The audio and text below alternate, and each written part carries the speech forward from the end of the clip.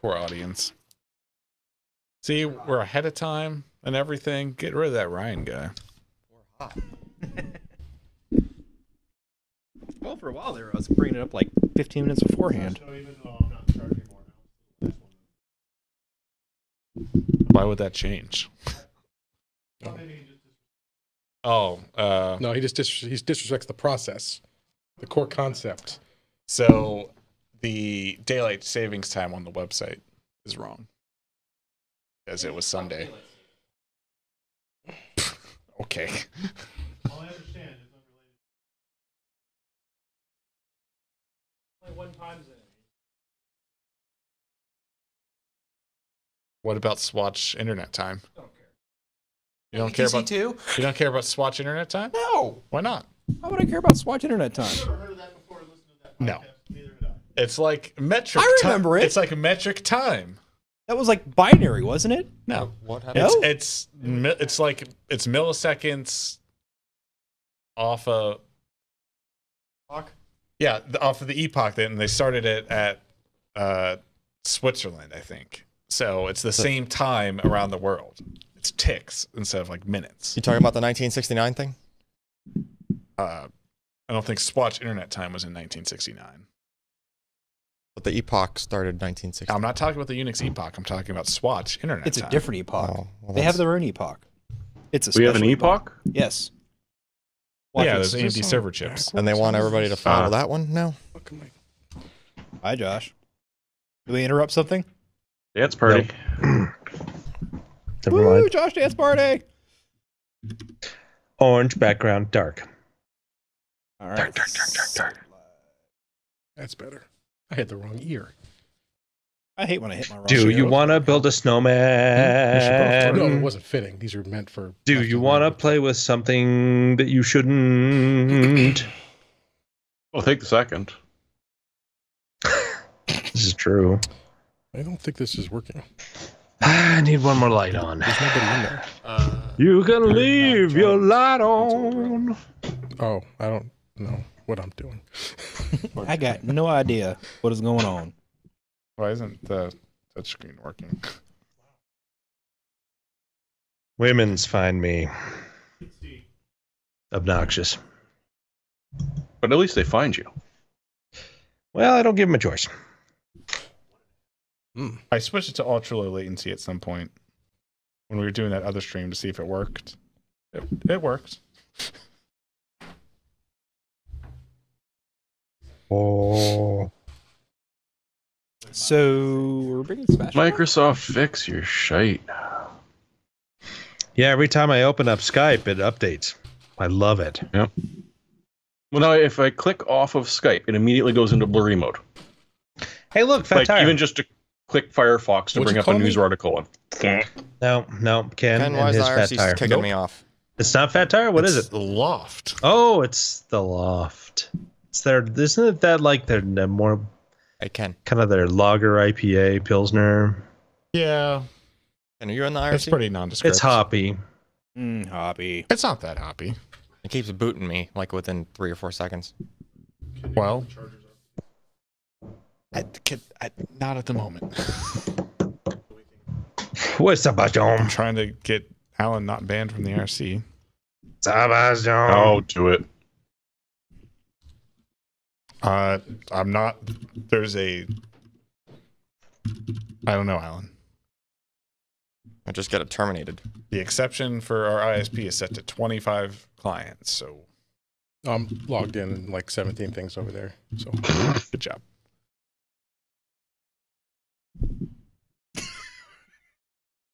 Type. Clip. Hi, Jeremy. Ryan. How are you? Man, not bad, I suppose. You, Josh? I'm fine. I got a bunch of Sam Adams beers. it's like a graveyard of Asus plugs. I mean, they're not Nice. great beers. Sam Adams is okay, but You notice the old dead laptop was sitting Better than a sharp stick in the eye.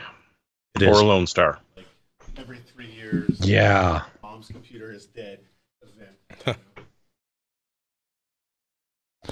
Sam Adams just opened a tap room here, Josh. That's exciting. They've had a brewery here since I don't know the '90s, but they just opened a Really? tap room. Yeah, because it's not just the Boston brewery. They've contracted multiple around the U.S. I think the current guy in charge over there is from Cincinnati. What, you're saying it's not Sam Adams? It's not Descendants Jim thereof. Koch. Uh, Jim Koch's still the man in charge. Josh and Me? Ken and Alan. If Yeah. you want to pick, I mean, you don't have to. If you I want don't to pick, really want Oh, to. I still Get want in to there. pick.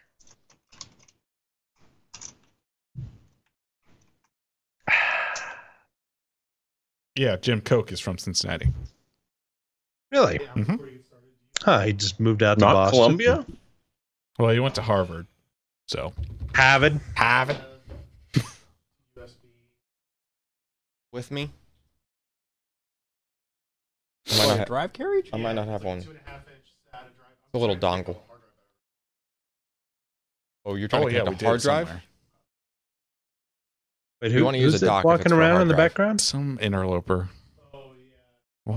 He won't leave. Yeah, you need more. Is it a laptop hard drive? Brian, there's an actual dock on my desk if you want to pull it. Yeah. You Yeah, need. there's another one. in the back. Actual. Charge him for it. Oh, Do definitely. you need? Are you trying Look, to he's uncover so something? saucy in the Is background. it a failed? Is it a failing drive or what? His UK. Minimal power on. Oh, you just need to get the stuff off. AC input is dead. Yeah, I don't think I have a cable Tim here. says he has one. So, Alex and remote guys, I might change up the intro a little bit. Well, I think for this week we'll still hit the same stuff. We'll just do it quicker, just to kind of jump into the topics a little faster. Because sometimes dead is better. That's right. Well, waiting for Sebastian. He's typing currently. He better get here because he made a sarcastic comment last week about his lack of inclusion.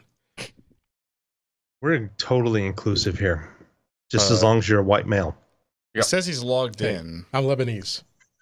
We don't count. Sweet. No. Well, you sort of count, Yeah, mostly. well, not where it matters. Wait, Josh, aren't you the HR department around here? Are you more than one? Pretty much. Are you gonna report yourself for that? Yes, Yeah. I am. To yourself? I'm over half Lebanese. Sebastian says he's logged in, but it might be under a different username or something.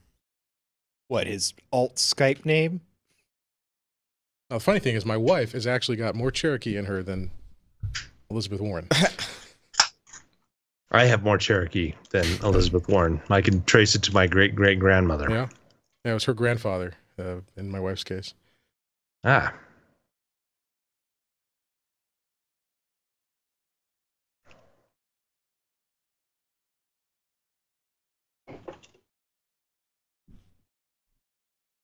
Well.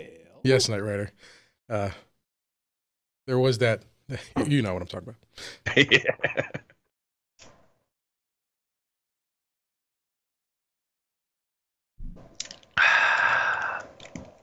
Beer, beer, beer, beer, beer, beer, beer, beer, beer, beer, beer.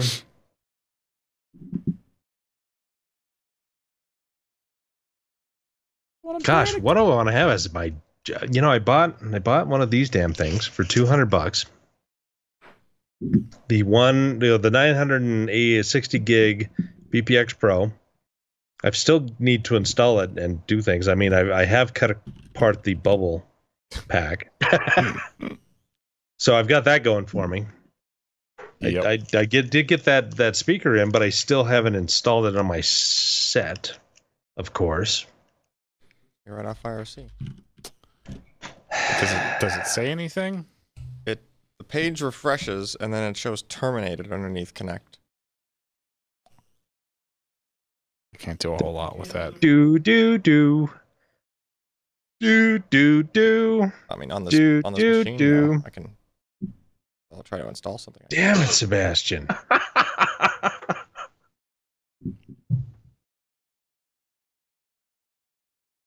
It's always something.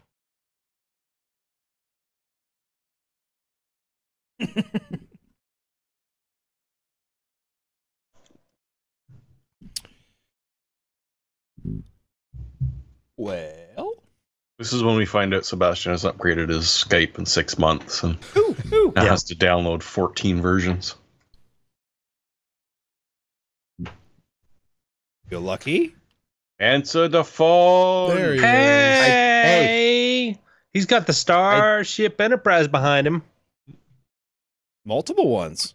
Dude, what is up with your basement? It's changed. You've changed. I don't feel like I know you. Hold on a second. I had overload. I was listening to the live stream and everything was coming in at once. Calder, mute your radio. I just did. I'm sorry, guys. Let me. It's so bring dark some down light there. up. Do you have any I need to- lights? Because I've got I have plenty. lights. Hold on a second. Go into the light. No, I've got a Oh, tux in my car if you want to class this up. that is a nice Canon printer behind you. It is a nice Canon Ooh. printer. Do we still have any nice booze that you could like sip on? Oh, probably I- not. I see a Packard Bell computer. I see some Star Trek. I see a bike helmet. I What do you see? see. This Packard Bell computer. The one don't on the see it? bottom there on the floor. Oh, this. This is a compact Presario. Oh, Wow. stand close though. This is a Presario 8702, which features the Pentium MMX 166 megahertz processor, and best of all, With turbo button? built-in storage for your CD-ROM drive discs. Wow. Ooh. Oh. Also doubles the display case. They don't work as couple. I can put my PlayStation library in it. Now you Dude, just need a you copy of have Bleed. more things Damn it! in I was arm's gonna make that reach joke. than I do. Oh, you got SimCity on the bottom of the table there. Ooh. You're seeing a lot. This camera has an alarmingly wide angle. Same. Oh yes, there's a copy of SimCity back here. A thrift store find. Did it Thrifty. work? Actually, I think so. This one is missing the manual, Ugh. but it has 2 floppies. I don't know if What is happening? it only came out 2 floppies, but Is that the Copy that 13 by floppy. 19 Canon paper? this is, I think so. Yeah. I've got Yes. to say that. Oh, you got Ooh, the luster. luster Ooh, version. luster. Fancy. Here- Here's the deal. It was free. I bought the printer. The printer had a $250 mail-in rebate, so it made it like $150. And then they threw in this $50 pack of paper Yeah. for free. So basically, got the printer for $100. Which one? Pick the one that doesn't. Which printer is that? The Pro 100. Correct. Pro 100. Yeah, I'm not sure which one I I have. got it open, and it was the point of no return. Similar thing for me. I bought it from like a guy Like in a my neighborhood. Listed it on the OCC little something. neighborhood list for like $100 or whatever. Yeah. If you print straight from Lightroom, the colors are fantastic. Fantastic. For the first 5 prints. What about if you No, just I mean- use a generic cups driver? The colors are good on that printer. On those printers, even with. It doesn't look as good, surprisingly. Huh. Printing straight from the operating system does not look very good. Weird. I like the Brady Bunch thing we got going on. I know. Mm-hmm. And that's the way we became the Brady Bunch. The Brady Bunch. The Brady Bunch. I'm going to try and see if this code still works for my BPX. Wow. No, it's expired. Aww. Well, it might not be, but I've already used it once, so. Bummer. Which one is Alice? You. Oh, but Okay. Alice. I mean, Go I'll ask take it. Alice. Alice, who is Alice? You've never heard that song? no. It's a good song.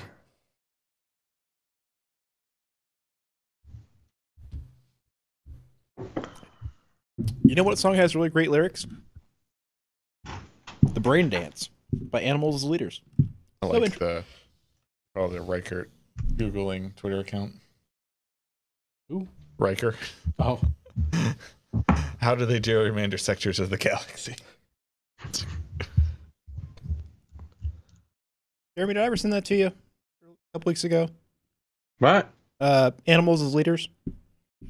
Maybe. Yeah, you did. Some light, easy listening for a Saturday afternoon. Which I promptly forgot about. all right. Was everybody ready No. For what? to talk to each other for an hour or so? Oh, I found a pick. Is it Alice? We got to listen a little bit of Alice. 3 hours later. Destin 2. Yes. Well, I'm trying to find the actual link.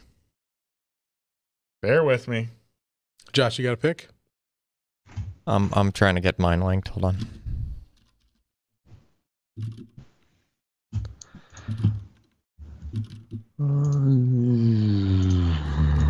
I'm still trying to find a pick, but I'll find one by the end. By the time you get to picks. Okay, but yeah, all right. Yeah, all right. I know. I understand. I understand that I am the weak The fun link. is the pressure to find the pick before the show ends. Yeah, actually, I'm speaking, the weak link Sebastian, of the did you want to chain. add a pick or? I'll add a pick. Yeah, I've got Okay. one in mind. I'm getting a link for it. You have access to that Google Doc? Oh, but Alice. Alice? Who the f is Alice? Oh crap. Didn't you just say that thing sucked, Alan? Yeah. All I want is new monitors. Which monitors? I just want monitors, more and more monitors, but I don't get any monitors. Why? Because I don't actually write for a living.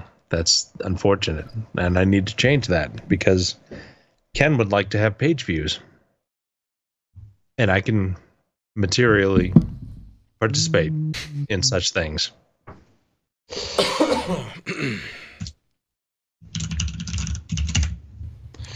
Should I ever make this a pick?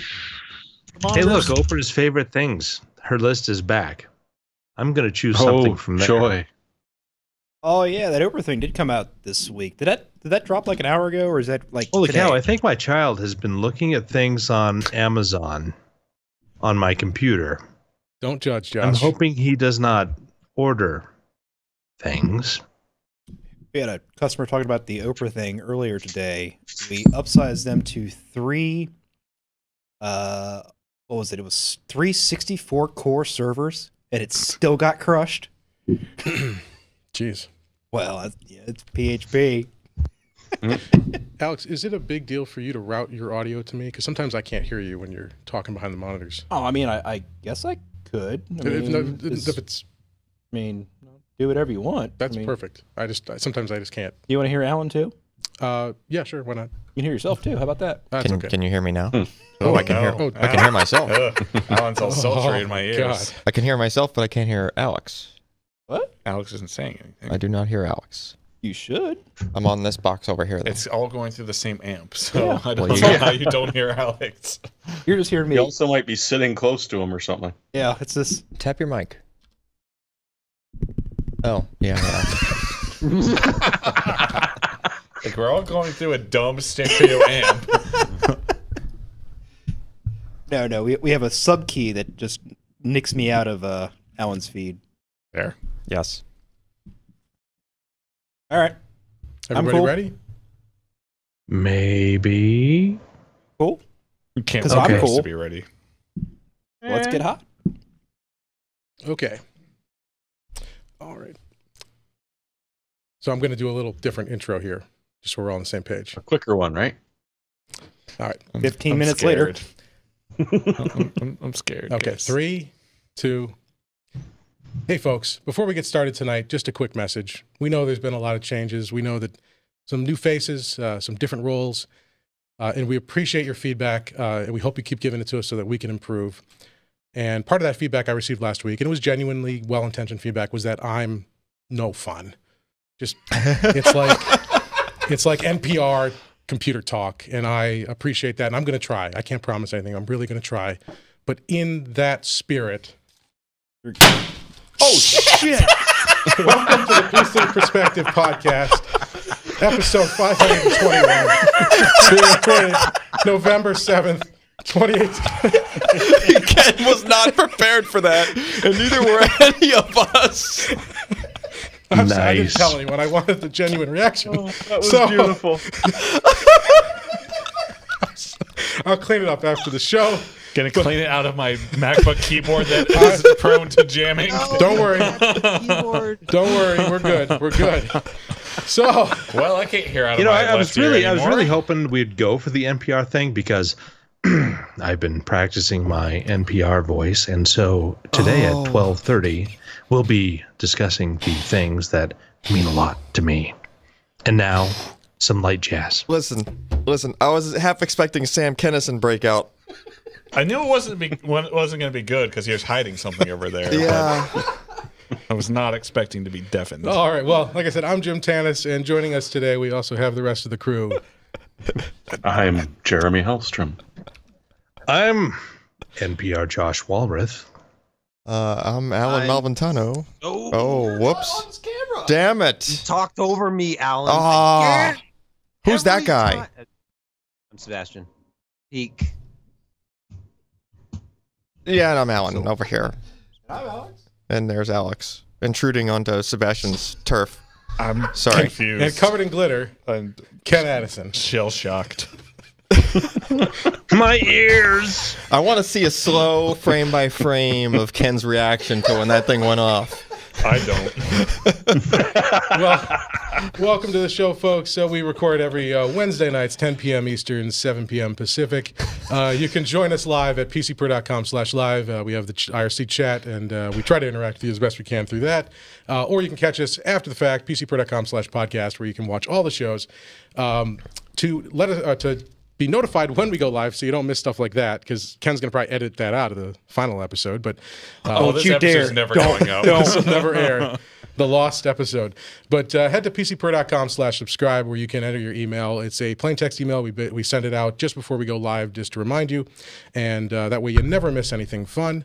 Also, you can join us at patreon.com/pcper to help us do what we do here. We've changed the graphic this week to more accurately reflect the situation here. We've got someone fading away and then some sort of pervert hiding behind the couch.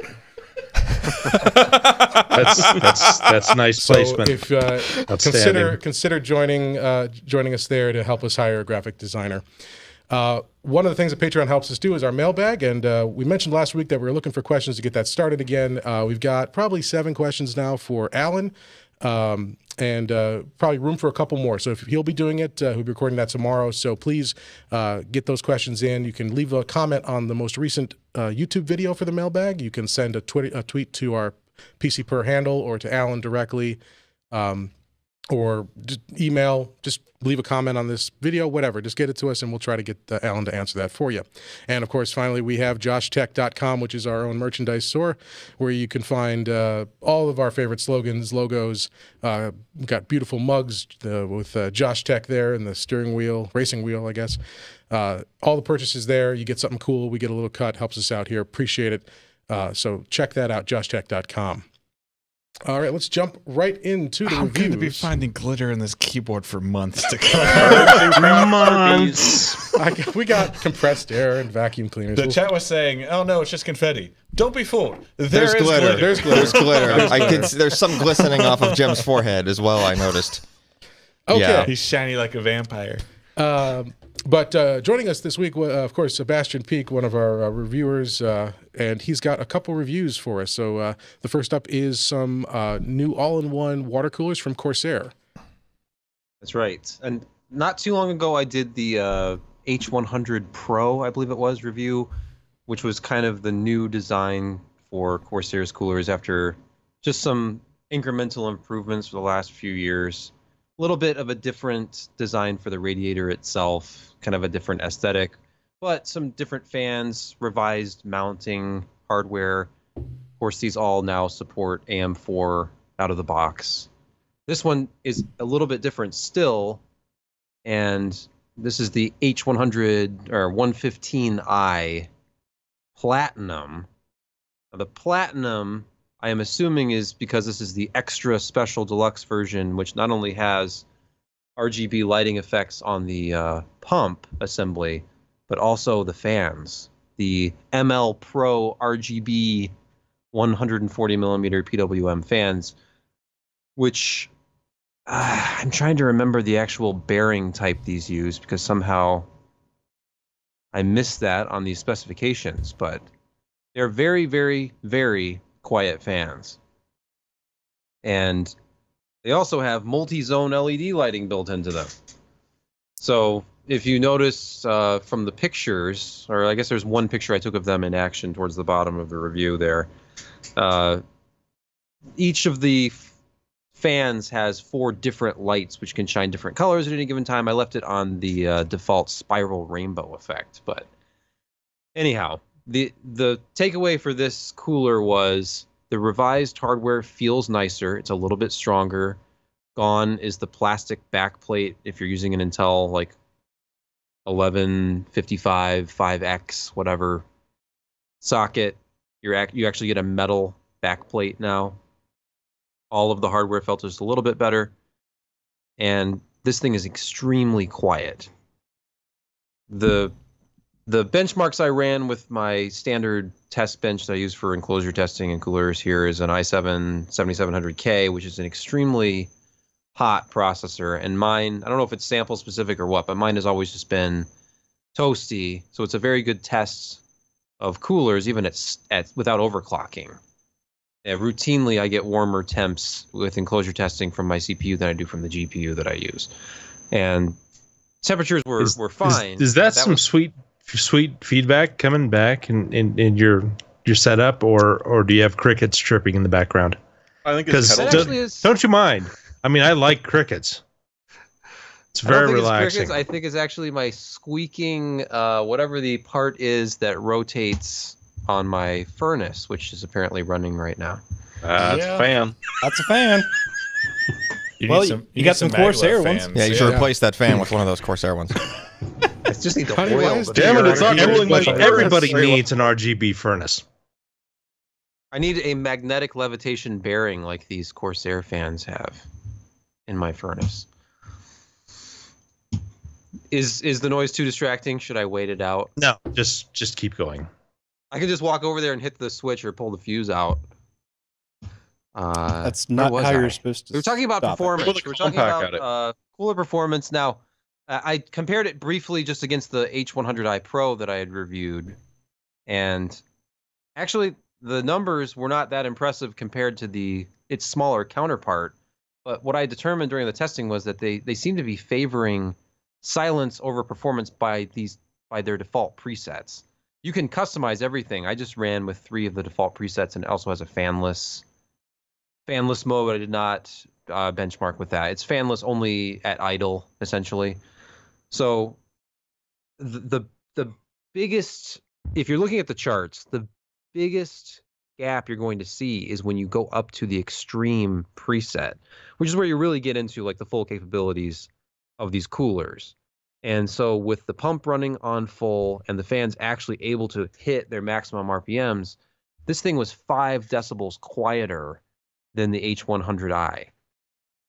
So like the highest I got was still just under 40 decibels at full load, all cores for an extended run. So this is a very, very quiet cooler. It's not as quiet as a giant tower air cooler can be, but as far as liquid coolers go, when you have to factor in the pump noise and the fan noise, and I measure equidistant between the two of them on an open test bench, and it was still only hitting 39.4 decibels. So very, very, very quiet.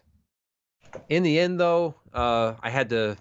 I mean, the LEDs, the RGB effects are cool if you're into that sort of thing. I know a lot of people have kind of RGB fatigue at this point, but it's there, and that makes it a more premium part. And without the new fans, which is like plain fans, this would probably be a little bit more affordable. But as it ships, it has a $169.99 MSRP, which is steep. So my takeaway, there's something here we're overlooking. If you can scroll back up, yes, and down, There, stop. Your photography is still on point. Oh, absolutely. Thank you, Josh. Thanks, Josh. You're welcome. It's embarrassing. I mean, that composition, the bokeh, the focus, it's just. I mean, you can see all the natural. You know, you what, can see Josh? the RGB block just sitting behind it. You know, like anxiously, like a lover in the distance, anxiously awaiting the return of the open arms and Jim's I don't know where you're big where you're popper. going with this. Josh, are you done? You Josh- probably want some boudoir photos done at some point. The judge, the judge cut warned from you about before this. the furnace noise started to about now. You know, I'm proud of that shot, Josh. I'm glad you brought it up. Let's talk about it. I'm using my Nikon 40mm micro lens on my D5100. You know, it's nice. You Camera. can still see the fins, the cooling fins behind the nicely blurred fan blades. It's just He is a fast shutter speed, Josh, and Yeah, a wide open aperture, just to bring in the light to enhance that natural bokeh effect. Are we gonna And, start putting subtitles on all our pictures for all the camera settings? I can, we yeah. might I have mean, Just do it in the exif float data over is there. text. I could edit I'm just that, listen. but- I'm just baffled. Josh isn't going all double rainbow on that fan picture. So Sebastian, the software, was that easy to configure? Yeah, and actually, I'm glad you asked that question, Jim, because Corsair is using IQ software for everything now. That at one point, I think, was just an optional thing with certain products. Now it's everything. So it shows up in the dashboard. You can click on it. You can adjust all of your presets as far as performance very quickly. And then once you have that tuned, you can go in and change the colors to your heart's content. I left it at defaults, but I've scrolled through and I tried it a few different patterns. And this is actually basically the same package as far as the fans and the color options that I saw with their most recent Crystal Series case, the 280X. You're getting essentially the same fans as the 280X, but with higher static pressure. And all of those associated customizable color effects. So this would be a great choice to add to a case like that 280X. And if you Nice. have room for 280mm all-in-one liquid cooler and you're thinking of going the liquid cooler route, this is the quietest one that I have personally tested. But you do need space for a 280, and 169 is expensive. So you're going to have to want those RGB effects, because otherwise they certainly have options available from the previous gen. They're a lot less expensive that do not have RGB fans. Can you scroll back up to that picture? I have one more comment to make. Please. This picture. Okay, yes, sir. Yes, Sebastian, What? you are the Robert to me, Josh. Mapplethorpe of PC hardware. The who? Oh my God, have you never Swing heard and of a Robert miss. Mapplethorpe? I was talking over you. I'm sorry, Josh. Robert Mapplethorpe of PC hardware. I still don't know who that is, which I Oh apologize jeez. for. Oh. Just nod and smile. Oh. Okay. It's not Well, hip never enough for mind. him. All right. Well, that I guess I'm aging myself. Yeah. Weird. Did you have any frustration with the extra cables? Because to get the RGBs on the header there, I mean, there's significantly more cabling than normal. There is, and I have used a couple of these types of all-in-ones lately, so I didn't even think about it. But you do have like 4 cables coming off of the fans instead of 2, because there's a separate cable for the PWM fan header and for the RGB lighting. But you know, if you're kind of binding it all up and putting it behind the case, like behind the motherboard backplate anyway, it didn't really add any bulk of Okay. any significance. These are thin cables. all right. Well, so good enough for a silver award. That's the Corsair H115i RGB Platinum 280mm liquid all-in-one cooler. Thanks, Sebastian. Next up, we got Oh, another you're review from Ken. This was a pair of products, video capture products, right? Yeah. So I think I picked these for my pick of the week back over the summer, but we finally got our time to work through a couple of software bugs and post the full review. These are the AverMedia Live Gamer Ultra and Live Gamer 4K capture cards. So there are 2 different units here. There's the Live Gamer 4K, which is the PCI Express by 4 card you see there. with the nicely designed shroud on it with a bunch of triangles cut into it, and that's actually a pretty good looking card. And then there's the Live Gamer Ultra, which is the USB-C connected external device there on the bottom. The capabilities of these differ a bit. The PCI Express card can do 4K 60, and more importantly, 4K 60 with HDR, which is the first time I've seen actual HDR capture on any consumer-grade capture card. There's high-end studio equipment that's thousands of dollars, or stuff like that, but this is kind of the first thing targeted at gamers. So you have your HDMI in, you have a pass-through, will also pass through HDR to your TV, so you can have a sort of zero input lag experience, so you don't have to game through the capture window, which would add a little bit of latency. There's RGB lighting, of course. Yay, more RGB. On the top, easily turned off in software if you're not into that, but I mean, it's a subtle effect, and everything has to have RGB these days. The external device will only do 4K 30, no HDR. However, it does have a neat trick where it will still pass through HDR. So if you have your Xbox One X plugged into this, and then it's plugged into your PC, you can still enable HDR to view on your TV. You just won't be able to capture HDR. Oh, that's good. So you don't have to downgrade your sort of visual experience to capture your gameplay to stream it or record it. The software component of this is AverMedia's Rec Central, which I haven't used in a couple of years, but it's actually a pretty nice piece of software now. You can do things like you can obviously record, you can stream to Twitch, you can overlay a webcam on top of a video feed, so you can kind of do just, if you want to do a very simple 2-shot stream, which is you over gameplay, you don't need XSplit, you don't need OBS, you don't need anything like that. You can just use this included application to do it. Yeah, so I mean, right there we had capture from an Xbox One X and then a webcam hooked up locally to PC, and I mean the captures look good. The default encoding, it uses GPU encoding to get to the higher frame rates. The playback looks like butt on the stream. Yeah, thanks YouTube. But in this case, we're using NVENC with a GTX 1070, I think, to do the hardware HEVC, H.265 encoding. How much overhead does that add? Virtually none.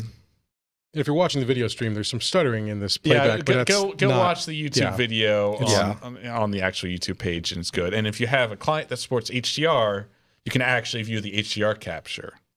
But there was an issue with that. Yeah, we ran into a bit of an issue. It's actually an NVENC issue, because I was emailing AverMedia back and forth on this, where the outputted file would be 3840 by 2176, so it wouldn't actually conform to 3840 by 2160, 4K UHD resolution. So if you just uploaded it straight to YouTube, it would never process 4K. It would only top out at 1080p, and it would never actually load the HDR metadata. Now, it could have just been art-specific test configuration, some weird incompatibility, because, I mean, AverMedia has had this work. You should just be able to directly dump your files to YouTube and get processed as HDR. What I had to do is I had to import it into Premiere, sort of scale the image up. It was actually capturing the correct amount of pixels. You just kind of had to, back in the day, if you use like VDub with a direct stream copy to just kind of change an aspect of the metadata, it's kind of like that. Yeah, you're literally getting rid of one scan line. Yeah. Because each one of those in MPEG-4 is 16 lines. I think so. Yeah. I mean, it's just a weird bug that's been actually well documented on the NVIDIA forums with this specific encoder. But and from what I read, NVIDIA doesn't look like they're interested in fixing it. I saw one comment. It's been a thing for a while. They were like, look, this is still within the spec, and if there's a player that can't play it, that's the player's fault. Yeah. But I mean, once we got that figured out, we got into Premiere, I could export it with saving all the HDR10 metadata, and it uploaded to YouTube fine. The best part about this is the USB adapter is $250. Oh, and actually, I forgot to mention one of the cool things about the Live Gamer Ultra, the USB one. It uses UVC, so the driverless emulating a webcam standard. So you can just plug it in, and any app that has webcam support will be able to see it. Nice. Or you can still use the AverMedia software if you want the additional control. You want just like a nice recording app to use. You want to be able to change some stuff.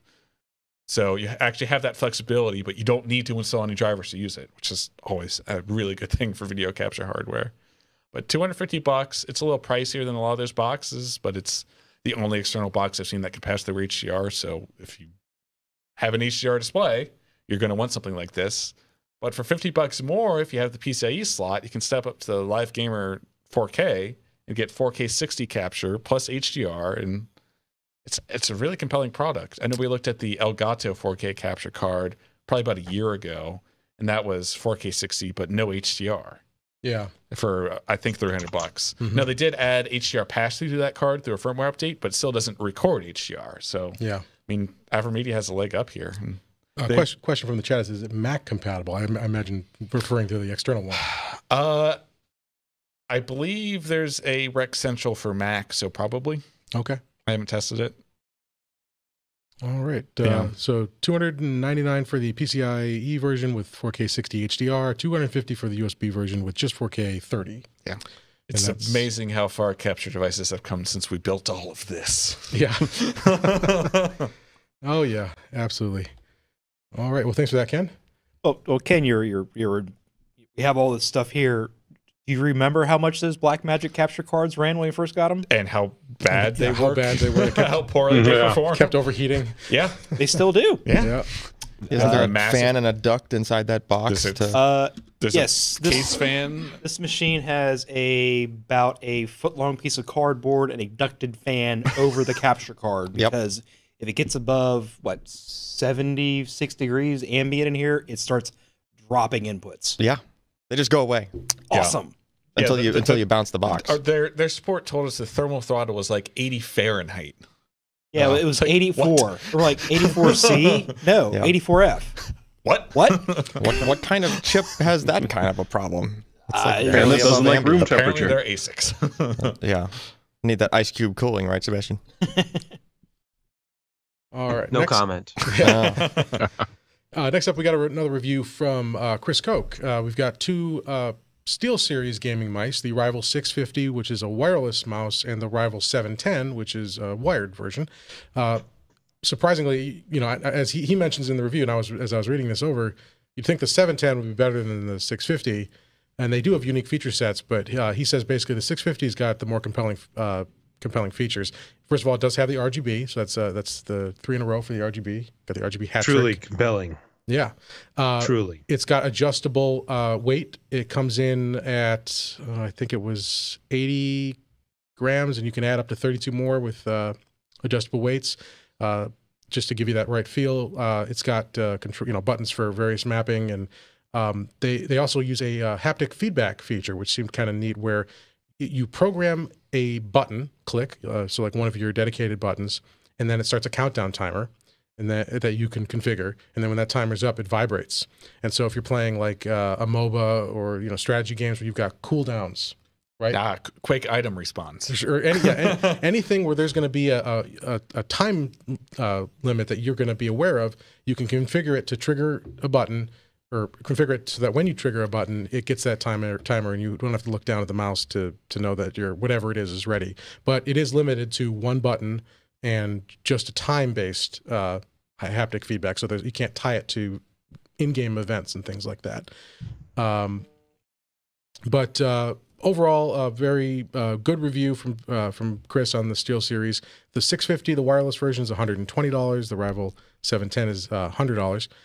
And there's custom software too that comes with it that he says is very easy to use, allows you to program the lighting effects. On the 710, there's a little screen that gives you. This is one. Yeah, you can put a custom display on there, and you can put like an animated GIF, or you can tie it to compatible games where it will show you your life bar, your ammo counter.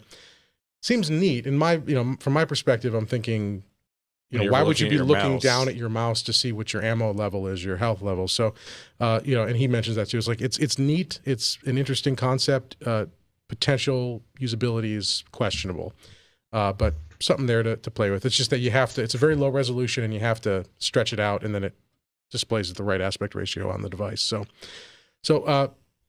interesting set of mice. He still says, Logitech has probably got a lock on this market in terms of like the best price to performance for the Gaming Mice series. But he says if you're a SteelSeries fan, and or you just want something different from a Logitech product or somebody else, it's a good one to check out. So that's the Rival 650 and the Rival 710 SteelSeries Gaming Mice. And we've got another review from Sebastian. It's a case review, which is just his bread and butter.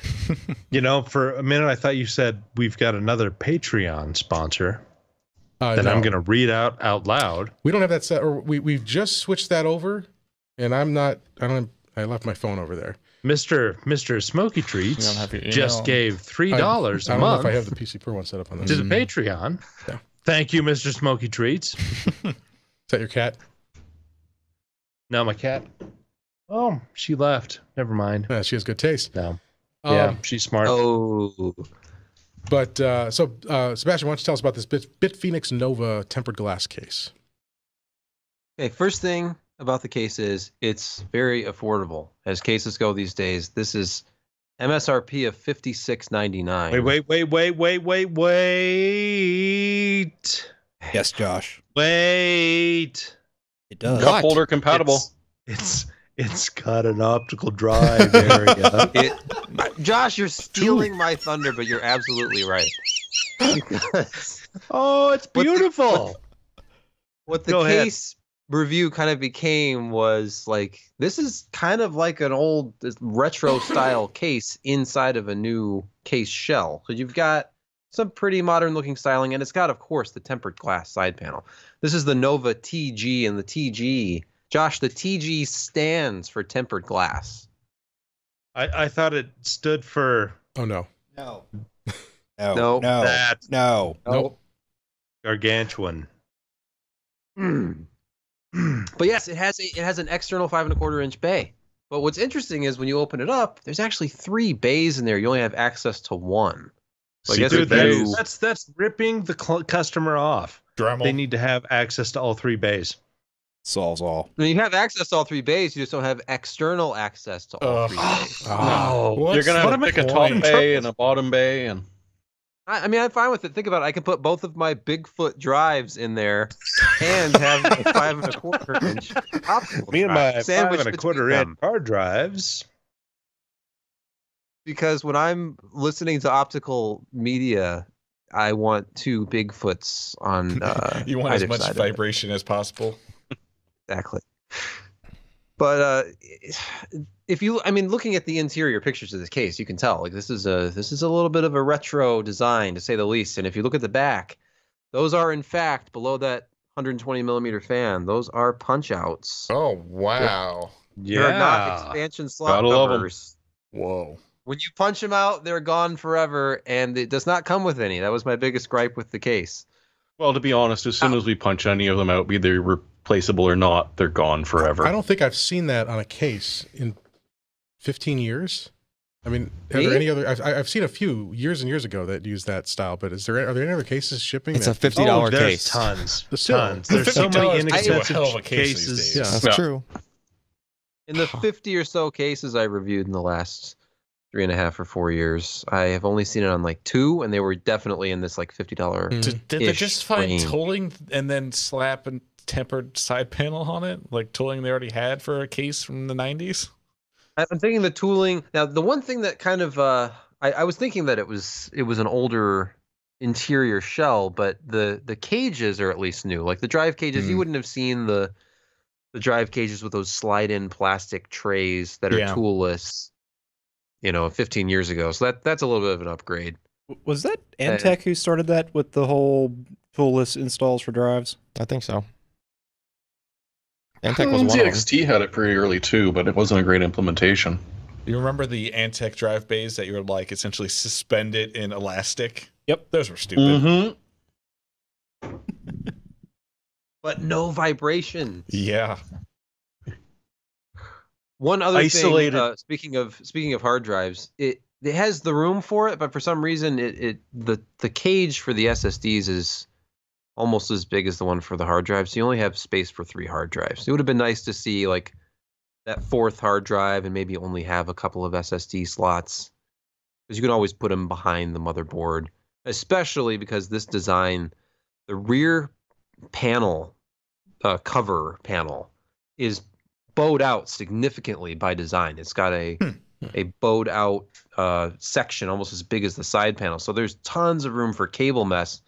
There was almost no additional cabling in my build behind the motherboard tray, but even if you're not careful, like this back cover goes on without any problems.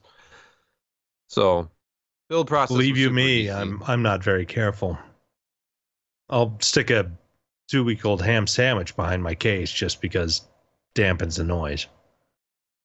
Yeah, but and wouldn't stuff. it smell bad with the heat back there? I mean, you've got to weigh every option, Josh. I mean, yes, You know what? it's an easy sandwich repository. I've got two but teenage boys, and I swear that they have bought stock in Old Spice body spray. And so having a little earthy ham sandwich rotting in the back of your computers is It's a bit of a relief, refreshing. isn't it? It is. It's a enchanting wonderful musk. thing. It's edgy, Josh. Mm. But temps and noise acceptable? Surprisingly good considering you've got a solid front panel. I mean, it is vented on the sides and the bottom, and let's see here. What were the actual numbers? The numbers were kind of towards the bottom, but they're not outrageous. I mean, you're talking about within a couple of degrees, within 2 to 3 degrees of the Be Quiet Silent Base 601, which was another case with like the solid front panel and the same kind of venting. So this one did not come with the same level of like front intake as the Be Quiet. So you could get it a little bit higher airflow, but it's fine. There was no significant thermal issues, and it actually was not bad as far as noise goes, which is nice when you consider this has that tempered glass side panel. And there's no insulation on this thing at all. And the metal is fairly thin. It's not so thin that you can, take the case out of square in your bare hands. It does feel quite solid, but it's a very lightweight case. And I was not expecting noise levels to be anywhere near that Be Quiet case. So overall, because of that and because of the fact that you can actually use an optical drive if you still want to use one of those, and it's got room for the stuff that you've already got. That was my takeaway. And it's only $55. Like right now it's on Amazon for about $54. It's dropped a couple dollars. So definitely in that price range, I thought it was deserving of a PC Perspective Gold Award. All right. Well, Do you have to send this case back? Unknown. They have not contacted me about a return yet. But you know what? The case review. They're looking at the live. shipping and saying, keep it. Yeah, no. all right. Well, so a great case for optical drive lovers and budget builders. All right. So thanks for that, Sebastian. You guys seem so festive there. I mean, I'm looking at the. Well, Ken's been dropping highlights. glitter on me every time the camera cuts away. Yeah, I so- noticed there was some stuff on your head there, Jim. Uh-huh. Yeah, that's okay. I deserve it. All right, well, let's do the news. Oh, you have an ad. Oh, but wait. Oh, I'm sorry. Yes. So we're gonna take a moment here to thank our sponsor, and we'll be right back. Party poppers? And do. So we're not actually recording any I Casper? pre-recorded it before I was covered in glitter. I thought they wouldn't appreciate that. That's too bad because I had some good things to talk about. And that's Glitter another and reason confetti why on That's what I was gonna say. Casper mattress That's an pads. even better reason. our contracts now state Josh may not participate. Smart. All right. So, how do I cut back into this? And we're back. Thanks, Jim. You cut back to it in post is what you do. Well, It just do I need to happens. say something, or do we just jump right back You into do it? three. You do a countdown. okay. 3, 2. 3, 2, and we're back. Thanks so much to Casper for their support of the show, and we'll jump right into the news. So a couple processor stories this week. We got some news from Intel on their Clap? yeah. Okay. How did I not pick that up yet? Yeah, so The the, clap. the Xeon Cascade Lake Advanced Performance Platform not glued together, right? No.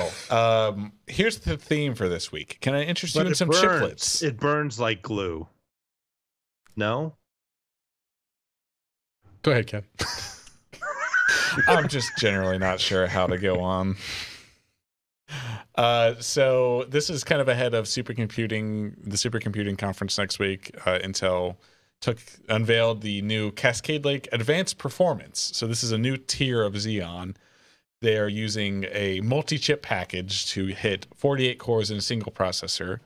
These are targeted at 2-socket systems, so we're talking 96 cores per server, hyper-threaded. So a many core design.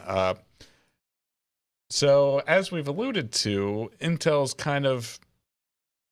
they made a lot of stink about EPYC being glued together. So now And going then to they a went and multi-chip did it? package, definitely during the press briefing, they were getting some There's questions. glitter in my eye. That's not glitter. Yeah. I'm sorry. Go ahead. Intel's response to their glued comments is that they weren't inherently saying that multi-chip designs were bad. They're saying that the way they were being implemented resulted in performance inconsistencies, and that Cascade Lake AP improves upon this by using Intel's UPI, which is the successor to QPI, which they traditionally use for multi-CPU communication in a multi-socket system. They're using UPI for both chip to chip within a single package, as well as the 2 sockets. So it's kind of a known interface that performs well, that doesn't have some of the same downfalls as Infinity Fabric. In theory. Yeah, in theory. I mean, that's kind of all the detail they gave about it. They gave some numbers comparing it to EPYC in LinPack and one other benchmark, but Stream Triad. yeah, kind of take it with a grain of salt until we see some actual independent performance numbers from this stuff. But it's certainly an answer to the 32-core and, as we'll talk about, the 64-core EPYC that was announced earlier this week. Josh, you have any thoughts on this? Well, I'm thinking you'd think that they'd have QPI and then move up one other letter and have RPI, but then the basketball people would be really pissed off. It's true. Yeah.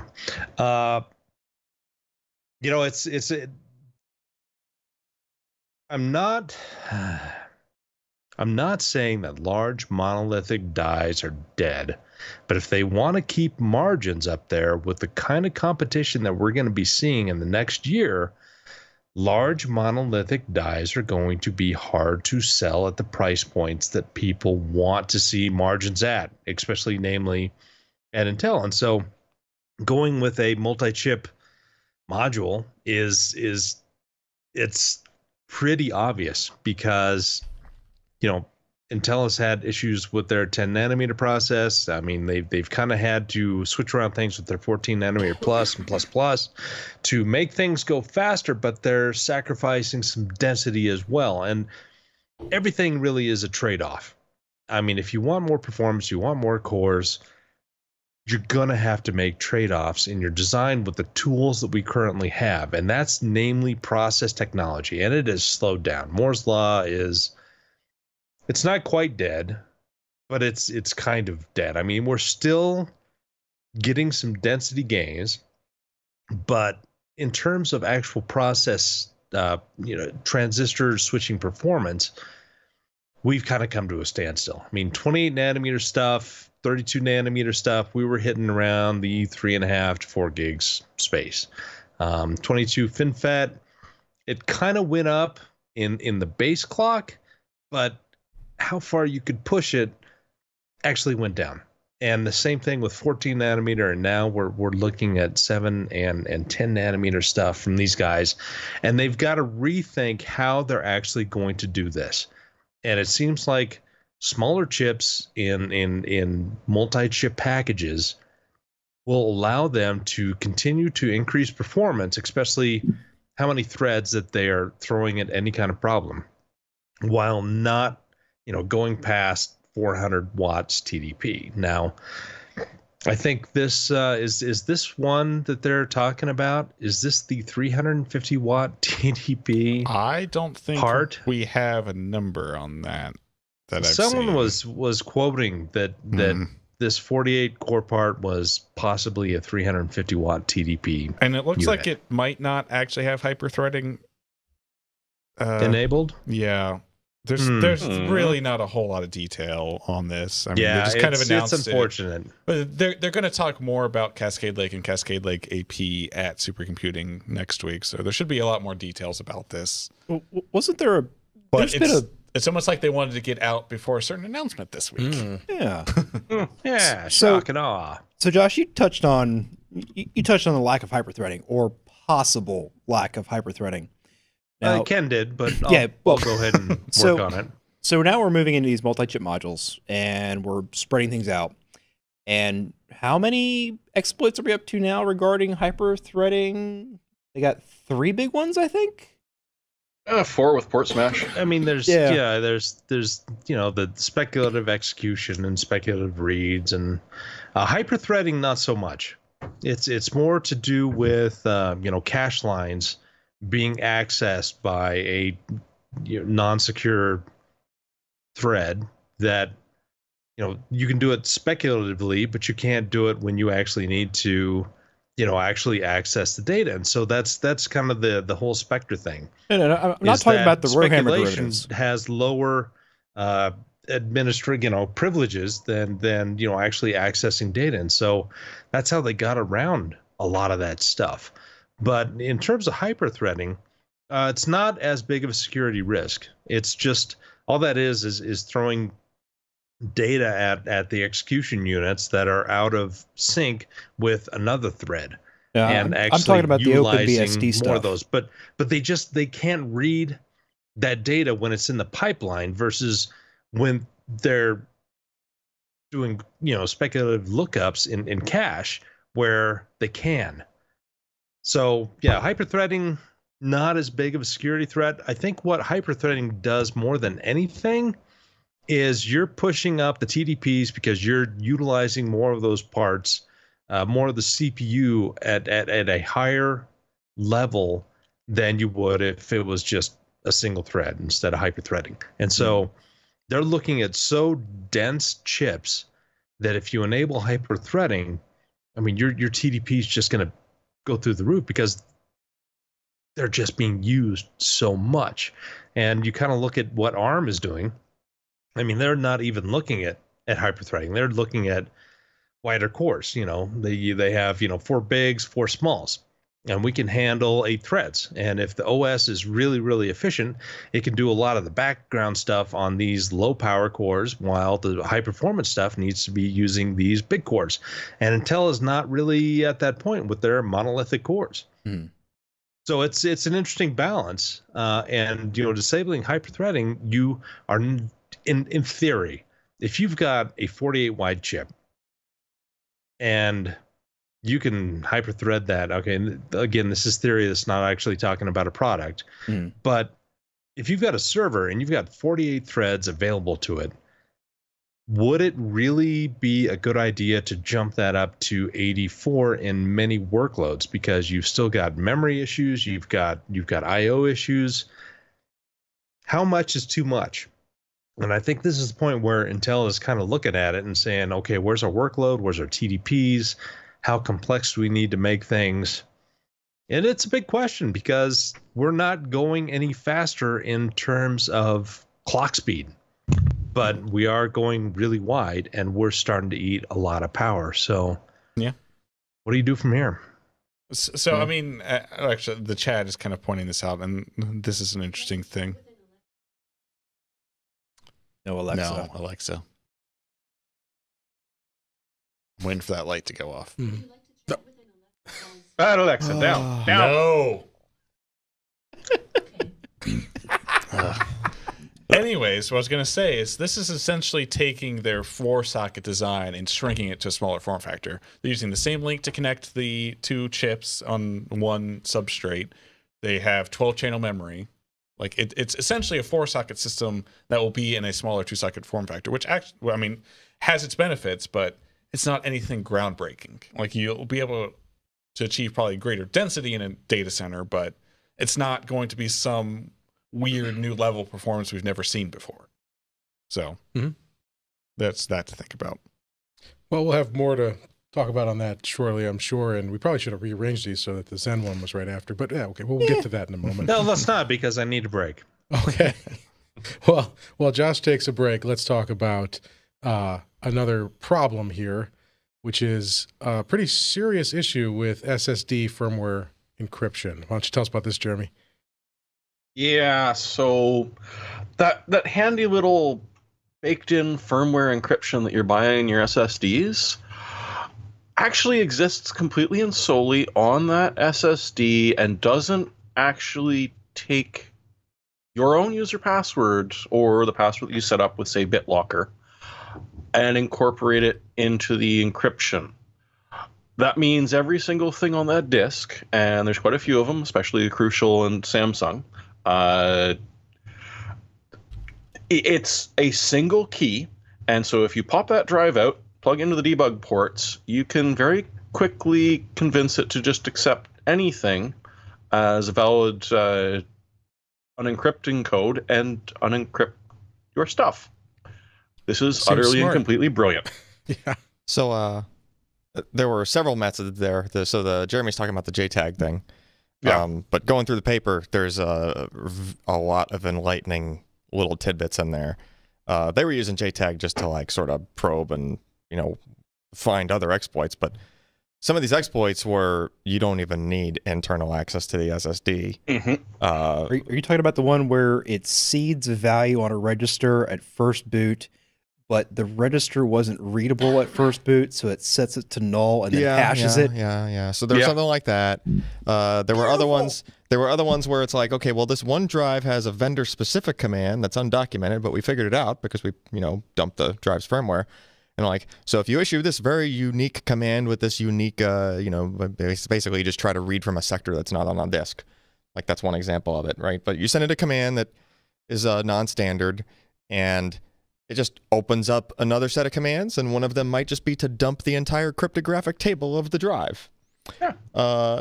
Just like here's all the keys, basically. Things like that, right? So if it's a matter of a combination of not being completely secure with security through obscurity, right? Like just trying to do those things, and nobody will ever figure this out. I would BitLocker also lying to you, because unless you specifically go deep into the settings to turn on software encryption, it claims it's software encrypted, but it's not actually. It's just going off of the hardware. And that's the other problem is Microsoft's implementation of if you're using BitLocker on drives, right? And it sees that the drive supports Opal, then, fine, that drive supports Opal. I'll just totally entrust in that drive's ability to be secure, which honestly... That's what it should do. It should be able to. I understand the assumption, but... and that does... And in its defense, the whole point of that is so that, especially if you're on a mobile system, for many cases, SSDs will pass all incoming and outgoing data through some form of crypto engine anyway, whether or not you have a password set. Just usually it has its own, preset key or whatever. But the engine is usually there. It's in hardware. It's basically zero overhead. And you wouldn't want, if that was there and it was secure, then you wouldn't necessarily want BitLocker to start using this, CPU heavy crypto and try to pass all disk I/O through the CPU, because even in accelerated form, that is more power consumption. Just more overhead on the host. But I would argue the other way. Having the encryption hardware and the encryption keys bound physically to the device is just right off the crank seems bad. I agree with you. But there are secure ways to do it. The thing here is that Opal shouldn't just be a set of specifications from the Trusted Computing Group. It should be a certification process. Yeah. Right. Where someone is actually looking at this firmware. Yes. Or maybe they have a open source Opal implementation that people can vet. That is an example implementation that then people like Crucial and Samsung and Intel and everybody can go implement. Yeah. Instead of just being a black box that nobody apparently ever checks up on. Now, I know they only mentioned Crucial and Samsung here. I'd venture a guess that probably other companies are vulnerable. They might have either our other companies were much harder to crack and they just kind of gave up, or they only got this far and were just like, holy crap, look at all the nuggets of information we have here. This is probably enough for a paper as it is, because that paper is pretty lengthy and goes into a bunch of different methods that, you know, bunch of different vulnerabilities. And there were plenty of forks in the road as you're walking through that paper where they were just like, this could also be possible, but we just didn't, like, that was just too exhaustive for this paper. But there were just plenty of other avenues where it could have been even worse. We just don't know because they didn't go down that road. But presumably, you know, based on what you see and how vulnerable some of these things are and how easily they were vulnerable, those other avenues they didn't pursue would probably also be fruitful, is just my guess. Yeah. Yeah, but Ken's totally right. You really need a certification with like source code review and firmware review for it to be completely trusted for any kind of a, you know, security thing. The most troubling of those in that list is the T3 and the T5 from Samsung, which are just external drives, because that's the thing where you really are worried about. You know, it's way more likely people will have encryption enabled on those devices. And people And have there's that physical T3 and access. T5. Oh, left it on yeah. the train. Oh boy. Yeah. So I mean, obviously, this is a disaster for enterprise, large customers. A lot of, you know, that for our Well, home who user. either trusted simply the encryption on the drive or trusted BitLocker. Yeah. Right. If you go for software encryption, that or you tweak BitLocker to specifically avoid detecting firmware encryption acceleration on a drive, you're good. You're good. Okay. Because I know or you can put it on top of it so that you can encrypt it via the firmware and put a software layer on top of it. Okay. Which, BitLocker, you know, is a bad idea. BitLocker really should just have like some sort of a trust no one option. Yes, it should. Where it just, you know, don't pay any attention to Opal. Right. And Jeremy's talking about a tweak. I don't know. I didn't even know there was a tweak, but presumably there's probably some. If you screw around in PowerShell, we figured it out. No, okay. And we Hopefully decided you to just can- disable BitLocker because it's annoying. Hopefully you can Yeah. apply it as a group policy, Yeah, because right. there's going to be a Yeah. lot of machines deployed that need that Oh, yeah. change now. Yep. All right. So And BitLocker on encryption always goes well. So there are options to mitigate the damage or protect yourself until something can be figured out here. Trust All right. no one. Of course. Yep.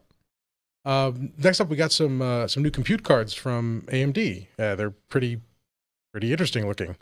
The AMD Radeon Instinct, is it pronounced MI60 or is it MI, yeah. Okay. So the MI60 and the MI50 accelerator cards. These are 7 nanometer Vega based cards that Josh alluded to a couple weeks ago on the show, that these are some of the 7 nanometer Vega parts heading into enterprise and you know, high end workstations.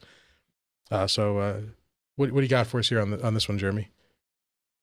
Well, according to AMD's specs and the tests that they got someone to do, that MI60 is currently the fastest PCIe HPC card on the planet.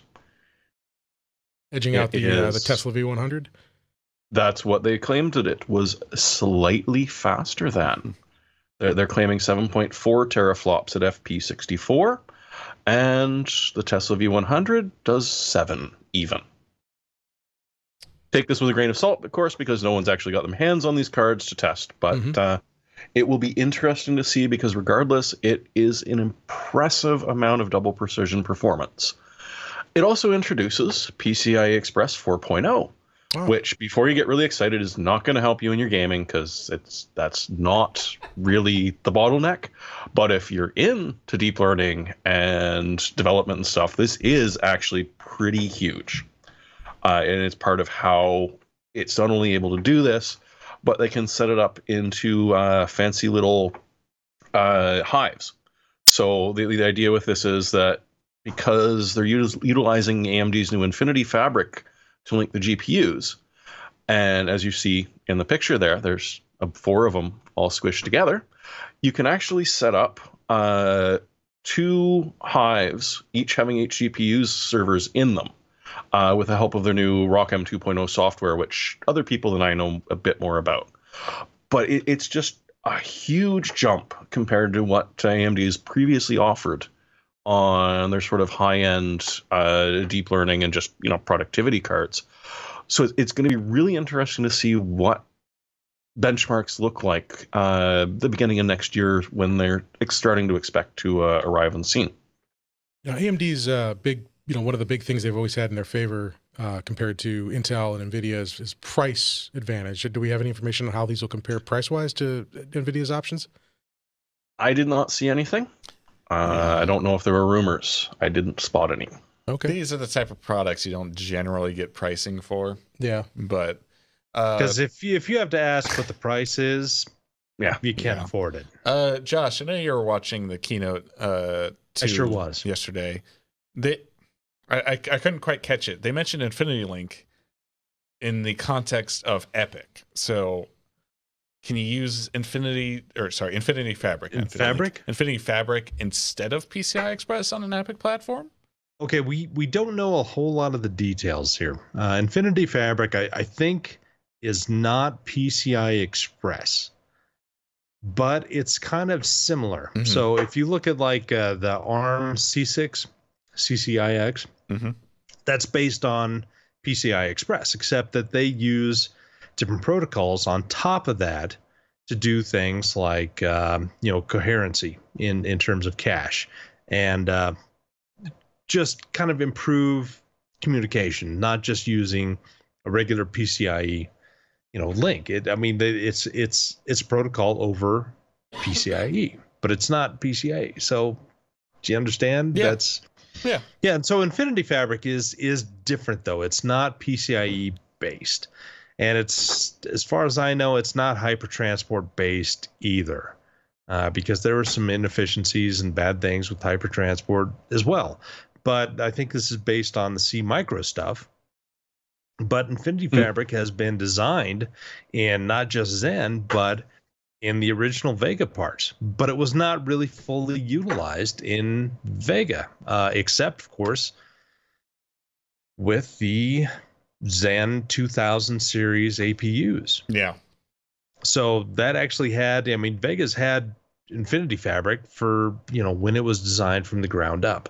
And so we're now seeing this. Now, in theory, you can attach to a substrate a bunch of Zen cores and then have a Vega stuck in there, and it can all communicate through Infinity Fabric. It's obviously not as easy as, plug it in Legos, but it's the same thing. It's you're using that same kind of protocol to communicate in between chips at a high bandwidth, low latency type interconnect. And so in theory you could have a substrate where you have a couple of Zen 2 cores and then the IO core and then some Vega chips in there, and you can have this really high teraflop chip that's socketed. Whether or not they do that, I don't know. But the new Instincts and the Vega 7 nanometers it's a big jump from their previous products because they're doubling the HBM2 bandwidth. They've also got double the amount of HBM2. It's a significant redesign, but not without redesigning the entire house. It's just they used a lot of the basics, they've added to it, and it's a better part.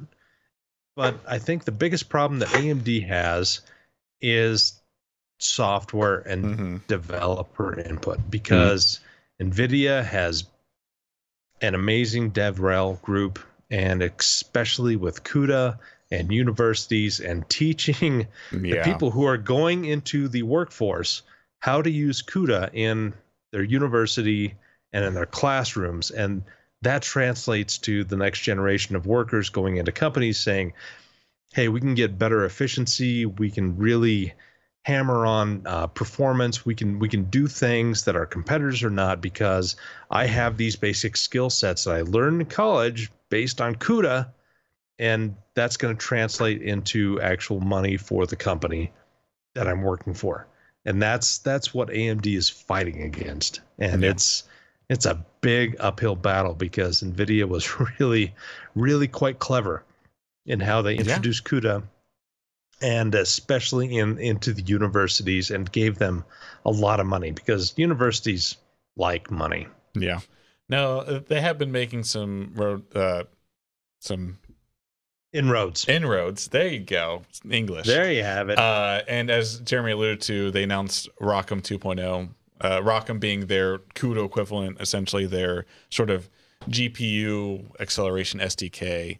And they announced it's going to be mainstreamed to the Linux kernel, which is big. Because right now, setting up ROCm, it's not difficult, but it's not great. It's another step you have to do. So if you just have an AMD GPU plugged in and start running code on it, be a pretty good step. But they also were working with like TensorFlow and Google. I've been big. messing a little around with the TensorFlow. They have an upstreamed port that is essentially OpenCL for TensorFlow, which is huge.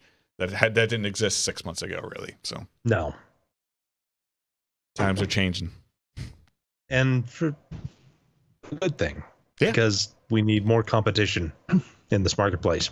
Oh yeah. Well, staying on the AMD and competition theme, AMD. What if I don't want to stay on the AMD theme? Well, we're there. They had a big event this week. Yesterday, was it? I'm losing track of time. They had a big event where they talked about their new EPYC Rome series processors. We've got Josh. You covered that for us, but we don't have anything written. Yeah, Tim right? actually posted something. It's in the show notes. He just posted it. Oh, okay. Yeah, sorry. One but second. I think both Josh and I were kind of keeping up with this event yesterday as we were going on. Yeah, we're live tweeting it. Yeah, which is not nearly as good as actually writing a stinking article. Well, seems to be what people are saying anyway. Look at that beautiful CPU. Look at it. That's awesome. That's 128 threads, 64 cores. It's crazy. Each of those little chiplets is 2 CCXs of Zen 2 technology. It's almost like they doubled, how many they can fit within a given amount of space. Yes, the 7 nanometer process is kind of impressive in terms of density, but we don't know enough about this yet to kind of start guessing about what they've actually included in these Zen 2 cores. So yeah, that big thing in the middle is the DDR4 controllers, a lot of PCI Express, and Infinity Fabric. So if you think of each of those individual cores being able to communicate not with just themselves, but with that middle chip, I mean, the amount of pads that substrate has is going to be really, really stinking impressive. And we don't know how many PCI Express lanes are coming off of this. We do know it's 8 memory controllers, and so that's a lot of pins and pads as well. It's just it's kind of an impressive product, and that thing is that in the middle part it's a 14 nanometer IO, and so not only does it have PCIe and memory controllers and Infinity Fabric, but I'm kind of wondering if it doesn't have some L4 cache, a large amount of L4 cache embedded in that, because each of those 8 stinking CPU cores with 2 CCXs apiece, there's going to be a lot of memory access. And if you throw a big chunk of L4 in there, it's going to solve a lot of bandwidth and latency problems right off the bat. Yeah. So until we find out more about this, there's a lot that we could talk about. I mean, it's a big physical chip, right? Yeah, it's as big as the current Threadripper. I mean, which, as you know, is massive. And what takes up a lot of area? Cache. It's true. Yes, it does. And so I mean, this has 256 megs of L3 cache that we know of. Wow. And they're not even telling us if there's any L4 in there. And if I'm a betting man, and I'm not particularly, but I think that there is going to be L4 in there just because that's going to improve efficiency. going to an L4 cache, even though it is not as efficient as going to L3, when you start doing, talking about snooping and cache coherency and main memory accesses, you're going to gain a lot of performance if you got L4 in that big old chip in the middle. And if you think of how much space memory controllers and PCIe controllers and that stuff takes, it's not very much. So why is that chip so big? Yeah. It seems like just a really good use of resources, right? So they're pushing the 7nm node, TSMC 7nm node on the CPU cores, on the part they need to, and then relying on more tried and true 14nm wafers they can get much cheaper at this point for the less important, less critical stuff that wouldn't really see an advantage being on a 7nm node. This is correct. And I mean, each of those Zen 2 cores is tiny. I mean, it's like 73 to 75 millimeters square. Wow. That's what, less than half of what, a 14 nanometer or 12 nanometer Zen Plus, or whatever you want to call it, core is. We do have other questions. Are these the chips that you're going to see in desktop Zen 2 processors? I don't think so. I think that they probably stripped a lot of that stuff out, a lot of the I/O, memory controllers, things like that, and have dedicated probably just the Infinity Fabric PCIe lanes. Yeah. And that's it. I mean, it's very, very focused. So I because they're releasing these relatively quickly. I mean, like the first of the year, but we're not going to see desktop Zen 2 parts until Q3, end of first maybe. half 2019. Yeah. So I'm wondering if there are not, in fact, two totally different chips, one with more IO capabilities that reflects back on the original Zen, which has SATA controllers and memory controllers and all that. I mean, why, if you're really pushing into the EPYC world, why would you want to include on that on every die all that functionality, which you're not going to use because you've got this big IO chip in the middle that's handling all that? Yeah. So they did earlier in the day, they showed, I mean, it was more of an artistic thing, right? Where they had the two sort of CPU core chips and then the IO control in the middle. So I can maybe see that being more of a consumer configuration where you have, I guess, 4 CCXs total. It makes sense. I mean, if they're going to go through all this work to go through and re-engineer and re-architect this whole system from the existing Zen architecture, which pretty much was the same kit, just you pile more of them on there. I mean, it works. It works fine. So they go through all this and they move to this chiplet architecture. They already have existing 14 nanometer stuff. Works fine. The cache coherency, all that stuff's pretty well proven out. And they move to a chiplet design and they lead with the EPYC, the Rome. But if they already invest all this time into it, why not have a single chiplet or 2 chiplet variant with a reduced IO controller, but keep the same architecture? Have that scalability from the low end single chiplet all the way up to the, I mean, how many are on there? There's 8. Well, that's supposed to be one of the advantages of the Infinity Fabric in the first place. Right. Yeah, your mesh, your underlying mesh is there, and that's well proven, and it's seems to be pretty well proven to be scalable. So, yeah, why not stick to it? Well, how many chips do you actually want to design if you're AMD? I mean, obviously, the answer to that is the lowest number possible. So, you do an IO, you do a chiplet, and then you do the desktop, which then you mod into the APU. Yeah, versus what you're talking one. about. So, I mean, where does that balance in design resources that you have as AMD and how much money you can throw at the problem? What is the perfect number of parts for each generation that you can really introduce, at the same time being able to potentially overcome any advantages that Intel will throw at you because they've got better manufacturing in theory, more design capabilities, and they want to use probably bigger monolithic chips because that's kind of Intel. I mean, where's the balance point here? And I think we're going to find that out obviously in the next 8 months. But I just think that AMD is betting a lot of money on being really, really, really competitive in the data center, because that's an area that is still going to grow. And it's an area that is worth a lot of money. And if they think that they can get with a more specialized design with this big I/O chip in the middle and be able to offer an amazing amount of threads, really good yields.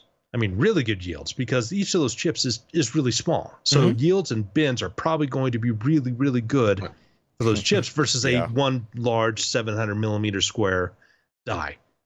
And I think that they're going about this in a really clever way, but we're going to have to see if the market reacts to them as well as they're hoping to. I mean, I think they're going to have some success here, and they're leveraging a better process technology than what Intel can do until the end of 2019. So they have a real window of opportunity to do some really neat things. And I think they're going about it in a really clever way. And I think that they're going to make some good money, and they're going to make some inroads. But it's going to be that past 2019 area that is going to be the question. I think that Intel's going to take a while to kind of react to what AMD has been showing off. And I don't know. It's a big company. They've got a lot of money. They can if they choose to, they can turn on a dime. I mean, we look at the Pentium 4 to Conroe. I mean, they just said, okay, we're going to, Tejas. Okay, screw Tejas. These Israeli guys have got really something amazing here. We're going there, and We've AMD been there ever had since. 2 years. Yeah, they 2 have years been there ever of since. time where they could really, take advantage of what they did in terms of design until Intel struck back with the Core 2. 2019 is going to be a busy year. It is. 2018 was a busy year. True. Well, I can't wait for the ashes of the Singularity benchmark on that chip. All right, last item up, we got a 15, a new benchmark, I guess. This is the biggest consumer drive, Alan? It's not a consumer drive. I mean, just the biggest drive you can go buy at a store. No, that's not true either. Okay. You can't even buy it, really, because so this is going to be, it's shingled magnetic recording, It's right? SMR, yep. And it's an enterprise drive. But this is going to be 15 terabytes. Let's get that out. Yes, 15 terabytes, 7,200 RPM. It's a Ultrastar. It's now Western Digital Ultrastar. Yeah, that's weird. transformation is complete now. DCHC 620. So they now make that drive in 15 terabytes. There is if you don't want shingled magnetic recording, you have to drop to 12 terabytes. Yes. So it's about like a 25% gain that they get now from going SMR. Look at the size of that buffer. Pretty big buffer. half a gig now. We're not even to a gig. Yeah, I know. So realize you have to, this is a now host managed SMR. So they're just moved away from the whole, the drive will try to behave adequately if you gave it just a standard workload and it'll just try to make it SMR. No, now it's just, you have to write to this thing sequentially in a specific way with a specific understanding of, how your application is coded that's doing the writing to these drives. So if you want to do any kind of a random workload or a random write to one of these, it has to be somehow packaged in some form where the drive sees it sequentially, so that it can just continue with the specific shingled write that it's doing. Is that supported out of the box by the OS, or is that drivers? No, it's the guys that are using drives like these have coded their own backends that are doing the writing to these drives. Yeah. So they're not even using RAID specific controllers. They're just using JBOD controllers, just get all the drives connected to the system.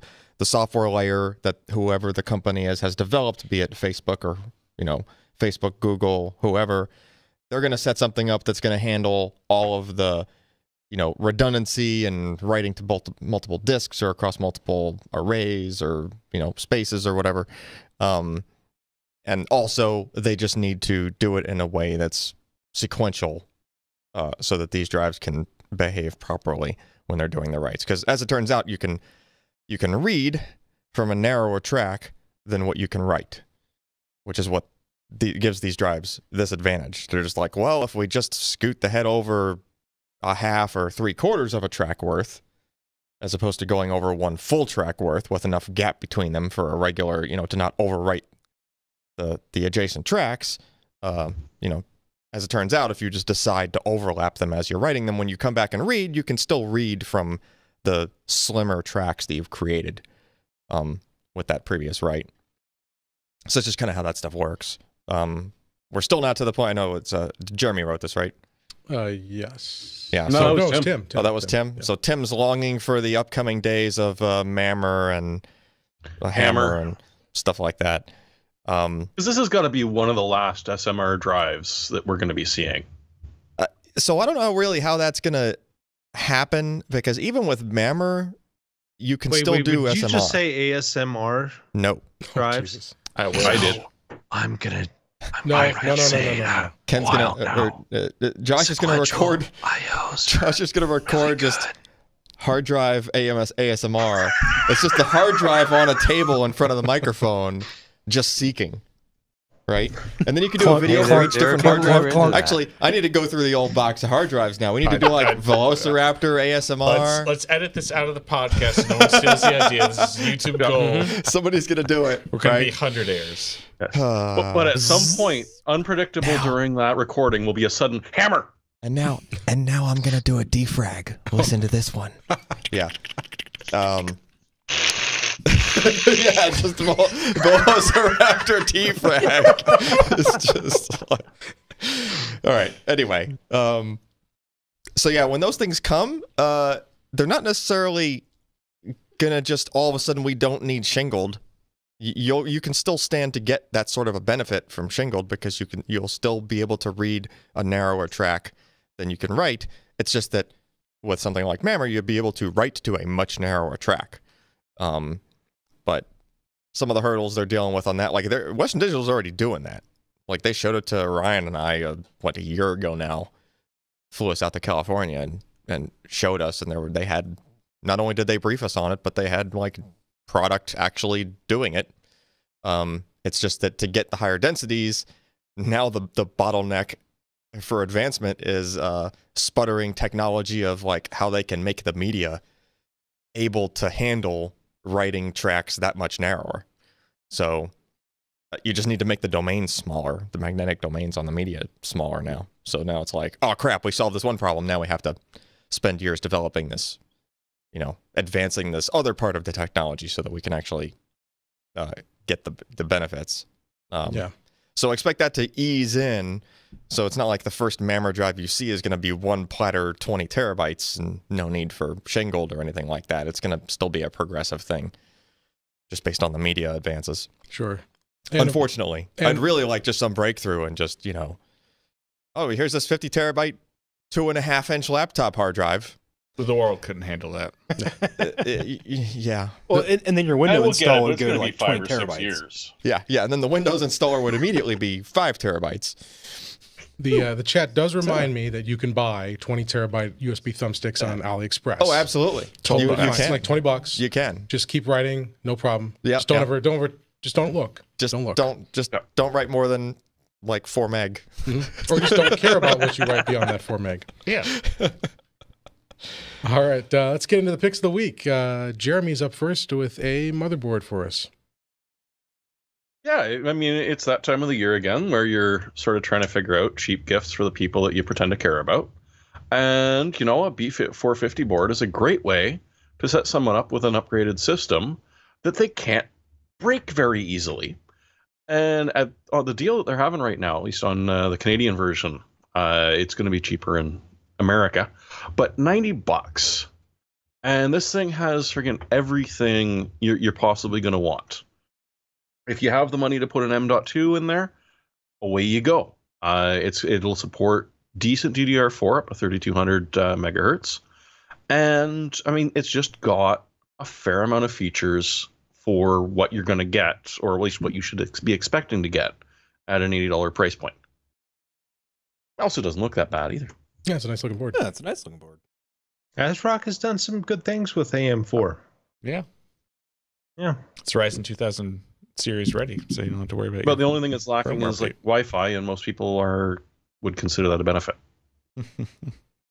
All right. Now, Josh didn't have his pick in, so I've got to bring that up I now. do too. What you didn't at the beginning when I got my tabs all in a row. All right. What do you got, Josh? So, higher quality G-Sync monitors are finally getting into price points where people will consider buying. And this, unfortunately, I missed the sale last week. It was like $200 off this $899 price. So it was $699 for a 1440 Ultra panel, 34-inch wide. It's not HDR, but it's G-Sync, and it's 100 megahertz. No, 120. 100 hertz. 100 Sorry, megahertz. 100 hertz. Holy shit. No, it's 100 hertz. Yeah, I know. That'd be nice, wouldn't it? It's 100 hertz, but you can overclock it to 120 hertz. Some people have had good things with that, not. But it's just a really nice, if you want to replace your 3-monitor system with something that's G-Sync, it's not going to kill you or make your wife kill you, then this is a nice product. And I think in the back it's got the LED stuff in the back, so you can program That's pretty that. cool looking. So if you're in a dark room, you've got the Ground LEDs in the effects. back doing the backlight bias. So, and you can program that to do different, effects and whatnot. So it's a really sharp looking unit. Yeah, it's pretty nice. I mean, it's It's a also lot of VESA mountable. yeah. A lot of gaming products have styling that's a little it's too much, and this is aggressive, but kind of classy. It's classy. Yeah, look at I that. like classy. Nice. It's got a nice curve to it, $1,800, I think. But yeah, it's one of the shockingly less expensive large G-Sync monitors out there, and it's got plenty of features. Yeah, $900. Yep. Not too bad. And it is a further advancement over like what was previously like the Acer Predator. I forget which one, that just the X34 or something. There was an Acer Yeah. Predator monitor, but it realized those previous ones that are similar to this maxed out at 100 hertz, hmm whereas this one gives you another 20, which is impressive. And those were $1,200 or Yeah. more. Yeah. Yeah. So technically, So we're this, getting down there. This is We're getting down there in technically price. $1,500 MSRP, but yeah. yeah. So, But I if don't you know. catch it, I mean, there's more sales coming up, no doubt. I wouldn't Yep. be surprised if this Mhm. monitor dipped back down to that same price. And I've played with one of those Acer ones. It didn't look this good, at least in my opinion. So Yeah, the Acer design is just really kind of like, they do that shiny black stuff. mhm. They like to do that, especially on the back of the Predator. Yeah. Like that shows scratches and fingerprints like you wouldn't imagine. So if you have your desk in a setup where you can actually see the back of your monitor, it's like nowhere near as sharp looking as that Alienware. Nice. Yeah. All right. Ken's got something for us.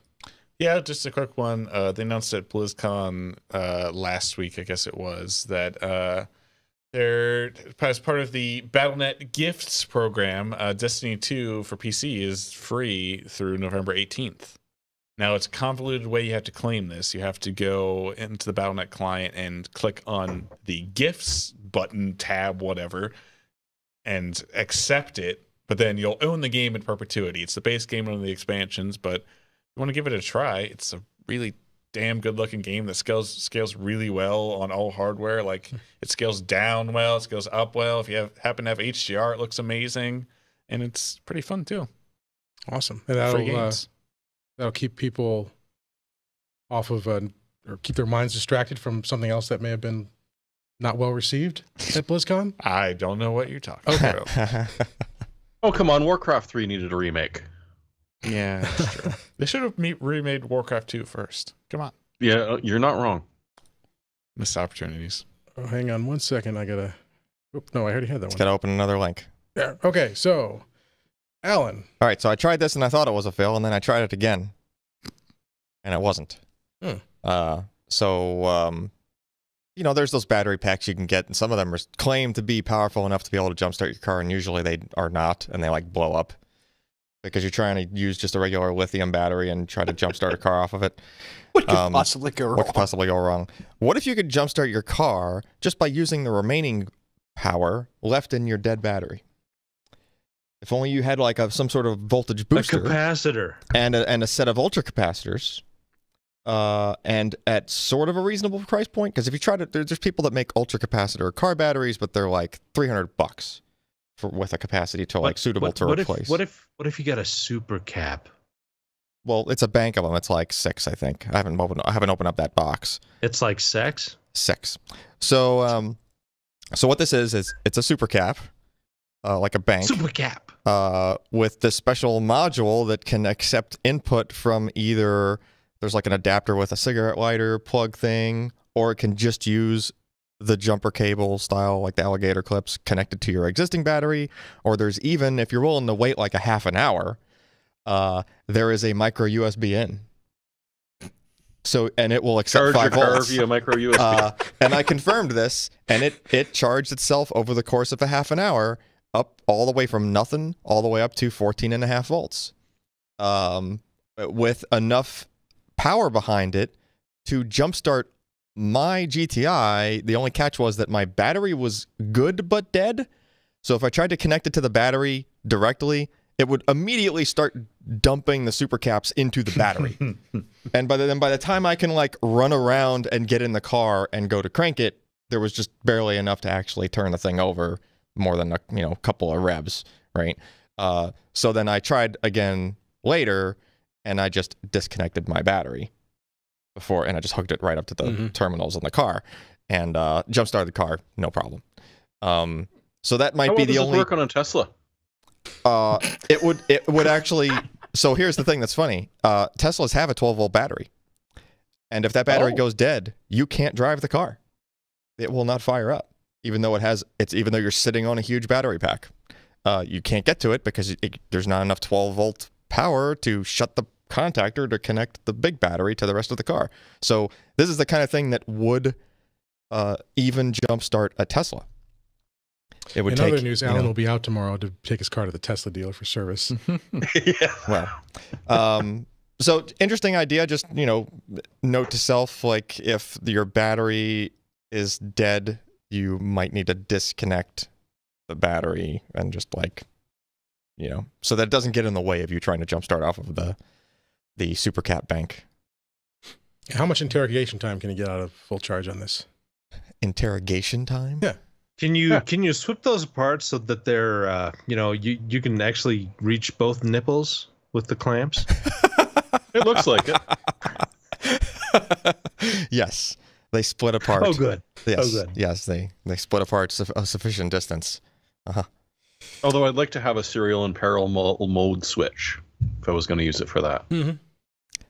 Anyhow, I thought it was interesting that you could, it's a solid idea. You just need something to boost the voltage, and even if you're using the remnant, if your car battery's down to like 5 volts or something, it'll still, It's all transformation, man. Yeah, it's just boost up to a higher voltage with enough oomph behind it to crank the starter a couple times, right? And solid idea. And there's nothing to really degrade here. You don't have to worry about because I had a lithium jump start kind of thing in my GTI as like a backup.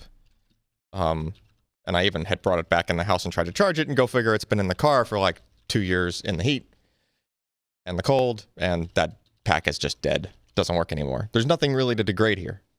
So this thing stays dead until you charge it up off of the dead battery.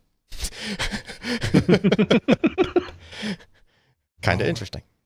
Well, a couple people in the chats said this doesn't look like a good idea, so I mean, it works. We are not endorsing not this the product. ozone generator all over again. But if you're interested, check that out. And Sebastian, you've got a pick for us. Oh, you're muted. Oh no, he's muted. He's muted. Muted. All right, I'm unmuted now. You can hear my better. wonderful furnace noises. My pick is for a Sound Blaster product. It is not this Sound Blaster, which is the classic Sound Blaster 16. Look For at that 16-bit ISA port. Oh. Wow, and it's got the little adjustment volume knob on it too. Oh, it does. Oh, yeah. It has the volume knob. Which is Check it so out. convenient. Check it out. Look at it. Game port. Game port. And this one actually does not suffer from the hanging note bug because it has firmware revision 405. Ooh. Ooh. But actually, it is this Sound Blaster product, which this is not Upside a down. perfect It's upside down. device. It's not a perfect device.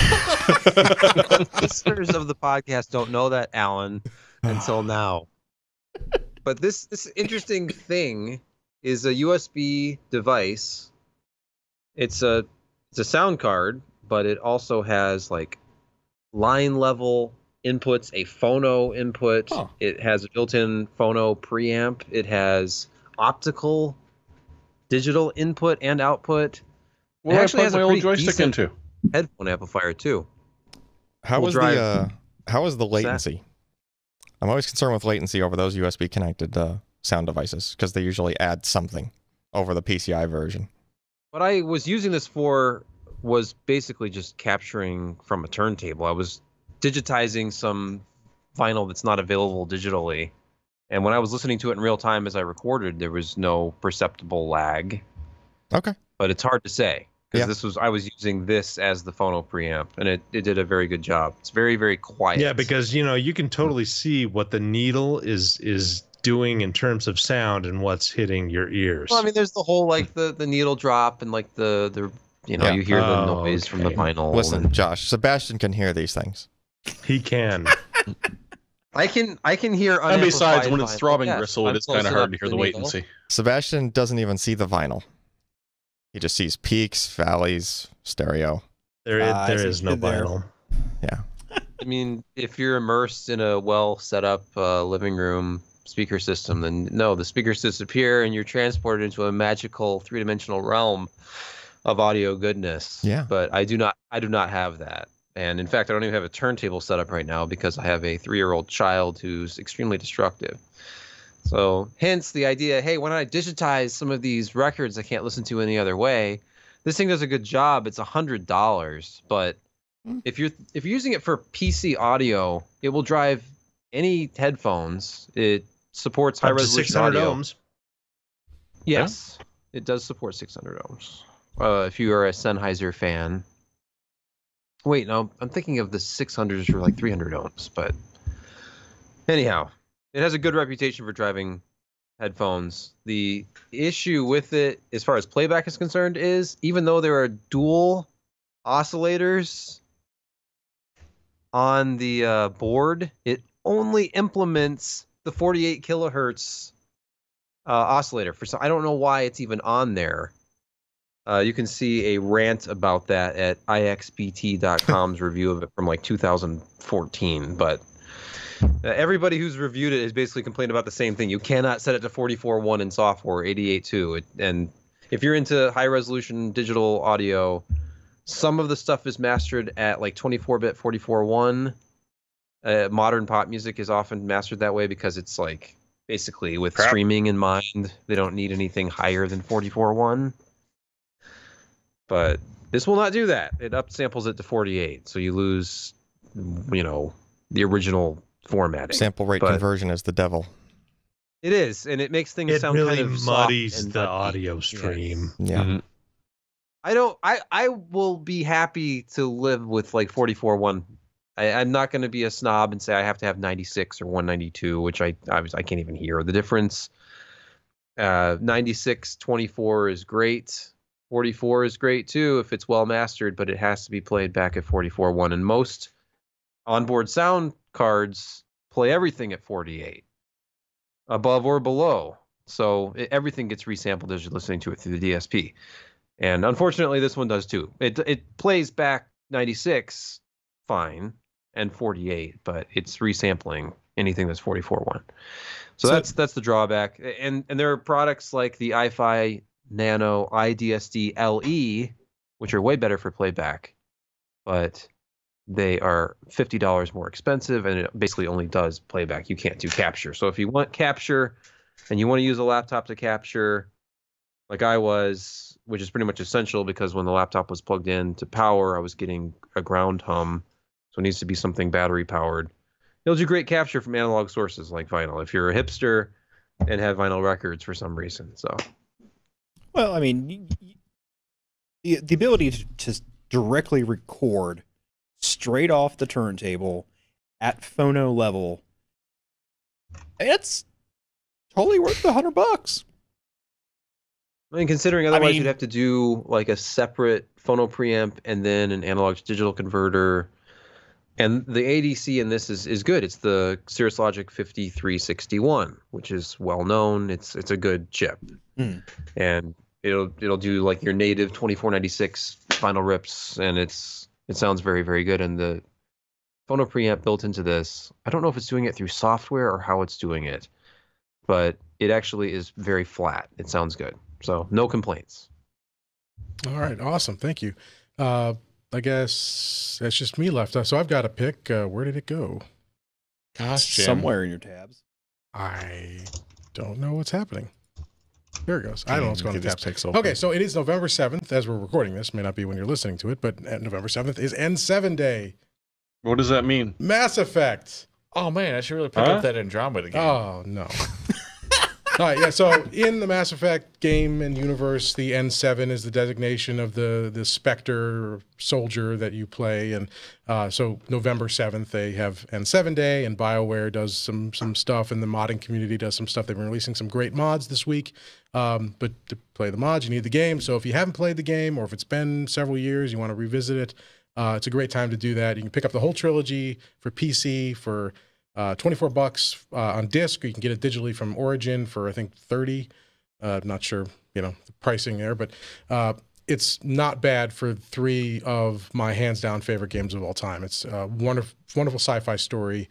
Each game is slightly different. One, like the first one's kind of more role playing, the second one's more action, the third's action as well, but introduces it's got more of the story. Is that with the expansions or just the base games? I think that's just the base game. I think you get a couple expansions in there, but I think it's just the base. But yeah, you do want to pick up the expansions. You don't need the expansions for the first game, but the ones for 2 and 3 are kind of crucial. There's some big story elements that come in those. So it's just if you haven't played it and you're a sci-fi fan, you just gotta. It's an amazing story. It's probably one of the best overall sci-fi stories ever told in gaming. And Andromeda came out last year, and it really disappointing, but at least I thought so. But the original trilogy is still great. So it's N7 Day. Go check that out. Save the galaxy, fight the Reapers, etc. All right. Well, that's the show. If you want to get in touch with us, go to Twitter. All right. Screw this up. If you want to get in touch with us, go to twitter.com/PCPer or twitter.com/Ken_Addison for this guy. Remember the underscore, unless you want to talk about Jesus. Jesus. Twitter.com/podcast, where you can find all our podcasts. I'm sorry. PCPer.com/podcast. Twitter.com/podcast. I don't know what it is. just go there. Just go there. And of See course, what it all of is. our writings at I'm going right PCPer.com. And for all the best hard drive AMSR videos, search Josh Tech at Pornhub. And that's the show for today. We'll see you next week. No, Jim, you need to carry this on for another minute now, Why is that? because you have an ad at the end. Oh yeah. No, there's not a There's post not- roll. No, there's no There's post-roll. not a post roll. There's not. That was a pre-roll. Yeah. Oh, There's a pre and a mid. Yeah. never mind. Cuss Carry it up. on. Cuss it up, boys. Yeah, what's our favorite porn hard channels now? Oh. Oh boy. No. At Podcast is a guy who calls himself Mr. Podcast. So, Ooh. He's only got 2,100 Does he followers. talk about Jesus? probably. There's always room for Jesus and Jello. We'll see you next week. Hooray. I'm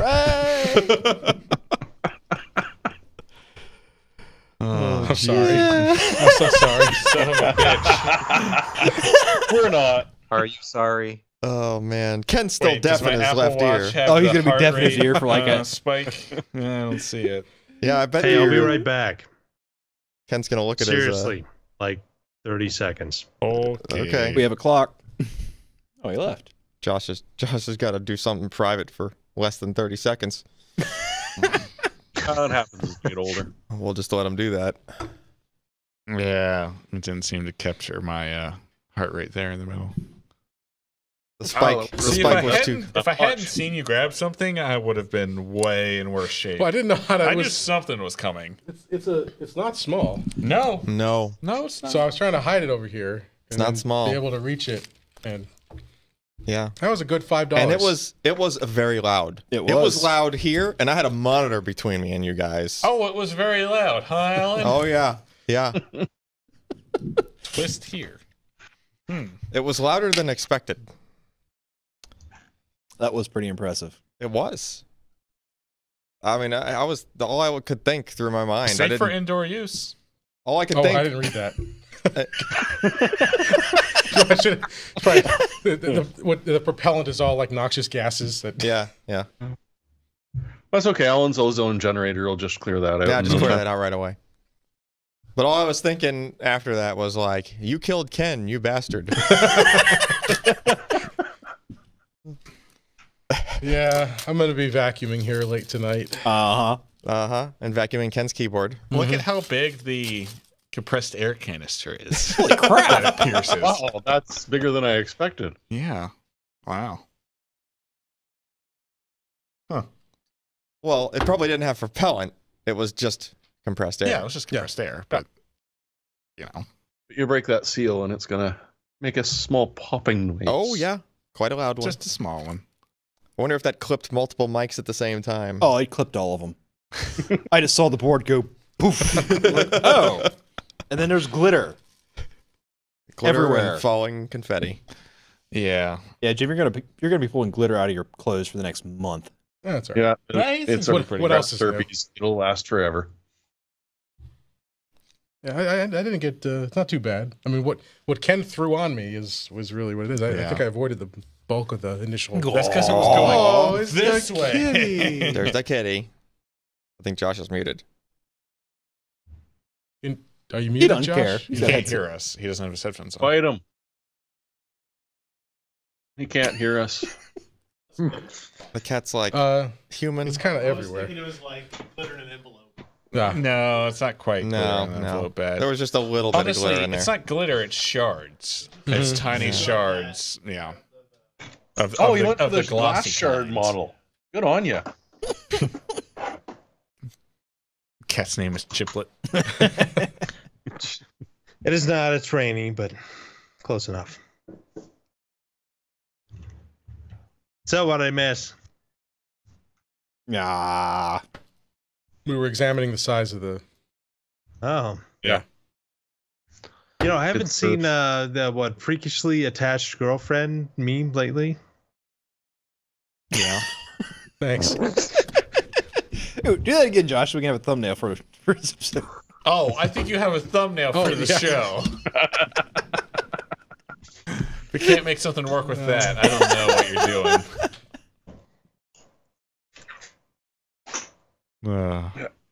And definitely for a slow motion reaction shot.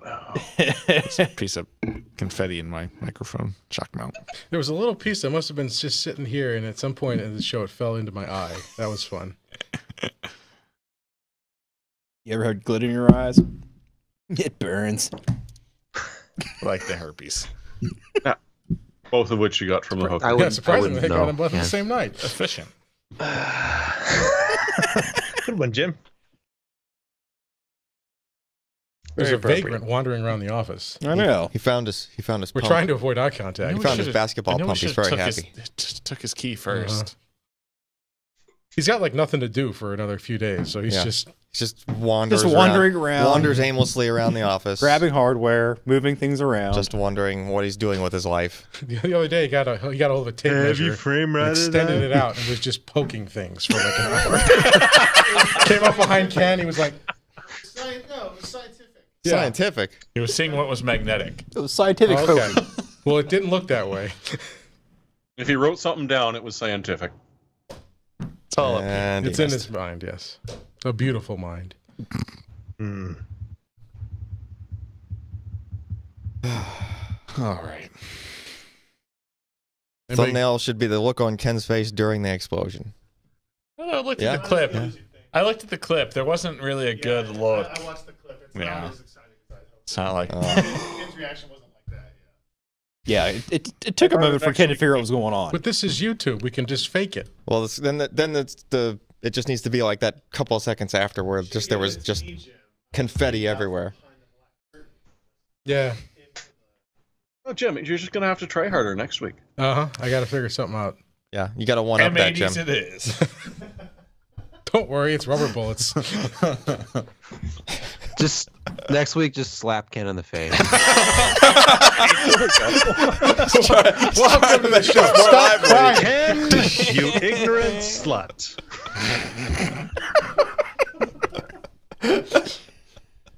Alan's sitting Is all here metal next week. keyboard still in the office? Oh man. Home road. There's a lot of tech that's out of date that we could use to strike someone with without worrying about breaking it. That's true. Does it really need to be The out of power date? of keyboards could be Matrix lethal, though. compels You have to you. be careful. If someone asked me, King Conkaluka asked, what are you going to do with that BPX Pro SSD?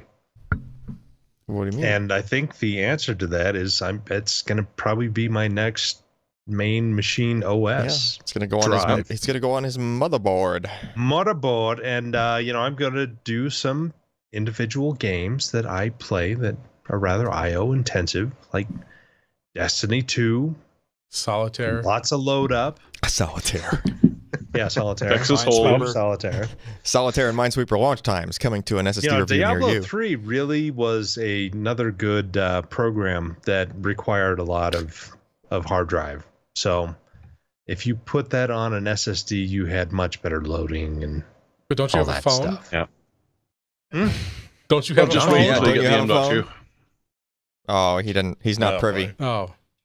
All right. What was it? Diablo 3 remake or what was it? No, it's Diablo Immortal. Immortal? The outsourced, apparently piece of crap mobile game. Yeah, they're just gonna make a Diablo. Has Yeah. anyone actually That's kind of played redundant. Yeah, well, they had demos set up, and well, I mean, Yeah. of course, everyone reporting this that I read was already biased against Yeah. it, People but that were complaining. Yeah. played the game. yeah, Yeah, but also the only people that were there were people that are PC gamers mostly, it? Yeah.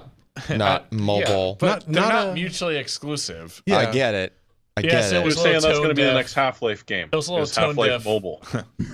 It was to- just a poor crowd choice. But like a week before, they said don't expect any major Diablo announcements at BlizzCon. yeah. But Yeah. then they walk on stage with Diablo on the screen. Yeah, but they already told Yeah. the people not Well, to well, expect it. That's Yeah. how you Low- surprise They someone. said lower your expectations. Yeah. yeah. It was pretty tone deaf. So even after it was announced, there were no new Diablo announcements at BlizzCon. Meanwhile, they're going to make $75 million. Yeah, they probably are. More than that, probably. Asia's gonna go crazy with it.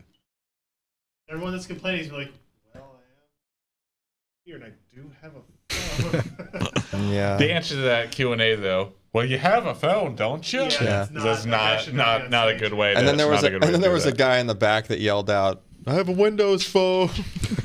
He's more problems than Diablo. Does it run on this? Does it run on Windows Phone? It's like Doom Yeah, does it RPG run on- for does it run on Java. Alex's, Yeah, does it run on my Windows Nokia Phone. 105? On Alex's Nokia, T9 texting phone. Probably Yeah. get Doom RPG running on that thing.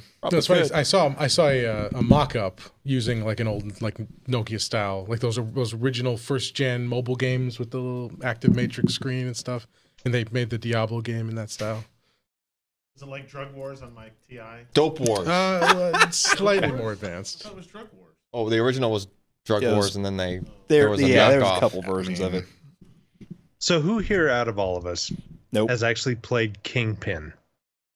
I don't know what that is. I played It was, it. it was, way it was back. a Wow. Quake 2 mod. Yeah, that's Well, way. Yeah. Yeah, Kingpin. It was like one of the first video games with that much violence and sexual content and cursing. Mm-hmm. Didn't they end up Kingpin. actually selling it eventually? Or they made a second one? I don't know. I can't remember. Jeremy, you thinking the one game where they had like ESRB was just like no? What was that? You Where were in can't a- do this. You're like in a psych ward. No, what was that? Wait, now what? Start again? There was a game that came out. It was like heralded as like one of the most violent video games ever, and then they came out with the sequel to it. And I mean, there was like Postal and Postal 2. No. Blood This- and Blood 2. no, this was like snuff film gore level violence, Hmm.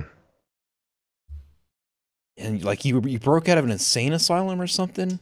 I feel like There I was- can picture the cover. Still sounds like Postal. Yeah, what was that? Isn't there some like it's not Killzone, but it's Kill No, it's something more of or like a psychological thriller. Outlast. Was it? No. Was it Manhunt? I think it might have been Manhunt. That's Manhunt. right. The setup Chad's got it. The setup for Manhunt is you're essentially filming a snuff film. There's Oh. there's a director okay. telling you what Yeah. to do in your ear. But yeah, Somebody said Countdown. I think Manhunt sounds right. Yeah. Crossfire. It might have been Manhunt Yeah, I think that's what I'm Yeah, thinking. I think it of. was Manhunt. yeah, Manhunt or was Manhunt 2. a little. There was a lot of hype around that, but it's gross. Postal. Postal was a great game. It was. I just they have it on GOG, and I played it a couple weeks ago. It's not. I just remember playing it. Postal 2? Oh, well. Man, I thought I Come was on, a little think about badass Redneck playing that game, Rampage. and- Yeah, they just remastered that yeah, there is. for They some did, yeah, god Postal awful 2. reason. It'll run at 4K though, man. Yeah. Well, Jim, I got good news. Yeah. They updated Mass Effect Andromeda with an Xbox One X upgrade. Yeah, I saw that. I think it's just HDR though. High res and HDR. But it was already. I mean, okay, I don't It's a know. 1.68 gig patch. I hope it isn't just HDR. Well, they got a lot of fix in that game. I mean, I didn't play it after they fixed it. You know, they released those patches. They didn't fix it. Fixed it with like at least fixing some of the faces. But That would at least be entertaining as you're no, playing a it bad was. game. I thought initially that too, but it's disturbing. Because I was kind of pissed. I was just very upset the whole time I was playing that game. This is not right. This is not. I don't like any of these characters. Combat was great, like the movement and actual like action gameplay was, very good, but everything else missed the mark. Oh, Jim, your boy Space Doc came out with a video for N7 as well with the original SR1. Oh, I haven't seen that. It's he did one on the SR2 like last year, I think it was, Mhm. but he came up with a new one. I think he dropped it yesterday for the SR1. Yeah. And I didn't realize that thing had retro thrusters on it. And I look at it, it's like, oh yeah, there are exhaust nozzles on the front of the motors, aren't there? Yeah. Interesting thing I didn't know. Got to check that out if you haven't seen it. Space Doc on YouTube. All kinds of good sci-fi Okay. stuff there. What, So Joshua? is it just me, or does the Pogo guy look a lot like Sebastian? The Pogo yeah. guy? Yeah, Yeah. it really does. Mm-hmm. Yeah, I think I You mean like linked the it hot in, dog uh, on a stick? He linked it. He linked it earlier in the IRC, There you go. Oh, the Data and Picard video. It's his day job. Oh. What? I don't think we look alike. Kind of do. Same hairline, nose, teeth, mouth. Come on. Two Except he's hands. English. I mean, dead ringer.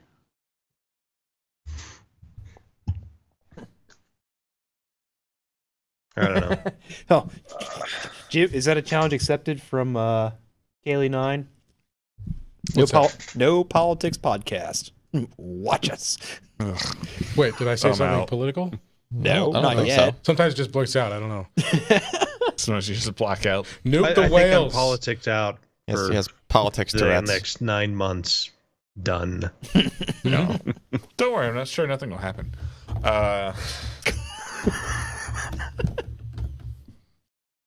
Just remember when you're prepping for the end times, don't forget the can openers. You stock up all the cans, you need extra can openers. That's the key.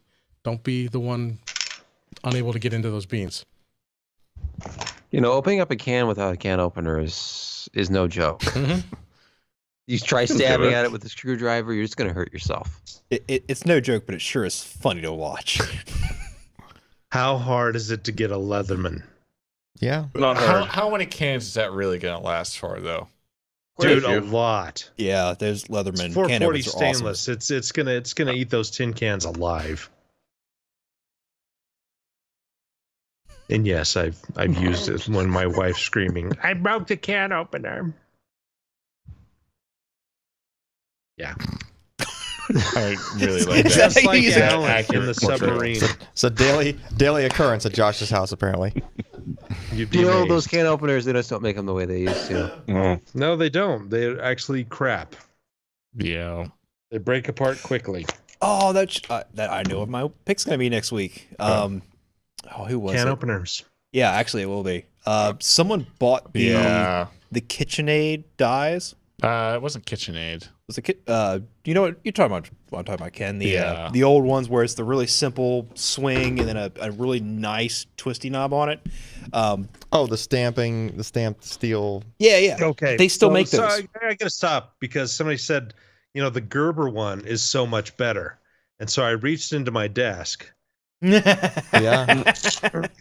and I found my Gerber Yeah. Leatherman with the can opener. It's usually you'd mentioned submarines. It's usually like 50-50 mix. There's guys that like Leathermans. There's guys that like Gerber tools. And they have the ritual Yeah, like Josh. they have the ritual pull it out of the holster and flick it. But I'm to not get that. compensating. This is my leather. Yeah. There's I'm not Ken's. compensating for anything. This is Wait. why Ken says he's not going to open many cans with that thing because Bring them back up. Let's see if we actually get to see that thing. because he's really not going to open a lot of cans with that It's got thing. wire strippers. See, those are pliers, but they're the size of tweezers. They've got wire strippers. 18 You've had gauge to and use up. these wire strippers I know before. they do work very well on like Actually, it's 12 to 20 gauge. Surprised you can fit a 12 gauge in there. It's pretty close. Okay, but Ken, does that have any sort of Phillips screwdriver Oh, it's capabilities? It's It's- complete trash. it's but miserable. yes. I mean, I was gonna say it's all you need if you want to complete a PC build. I mean, from what I've seen. all I do is open boxes with this, anyways. Oh, Let's be honest. It beats the edge of a key. Yeah. hey, there's nothing wrong with that. It's been my box cutter of choice for many years. Mhm. There is nothing Yeah. like that.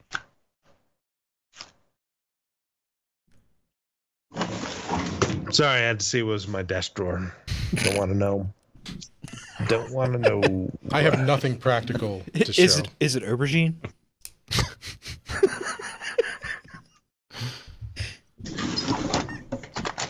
If he pulls out a fucking I don't eggplant, have I'll a leave. dusty shoehorn. Oh, he's got an old shoehorn. Man, got one of those rigs that puts your socks on for you. He shuts the door a little too hard. Suddenly we hear bzzz. Sebastian's like, nope, I'm out. Thing you stick Gonzos. your foot in and like holds the sock. Like what? Like the little disposable. No, the little Paper like booty no, things? there's a thing where you like put your sock in it, then you put it on the floor, and then you stick your foot in the sock on the floor. Oh, I mean, I think Sebastian just brought back. See, Uh-oh. Josh has knives, and I'm surrounded by old computer components like this. Ooh. Hey! Wow. The Asus That's slot one. P2BDS, Yep.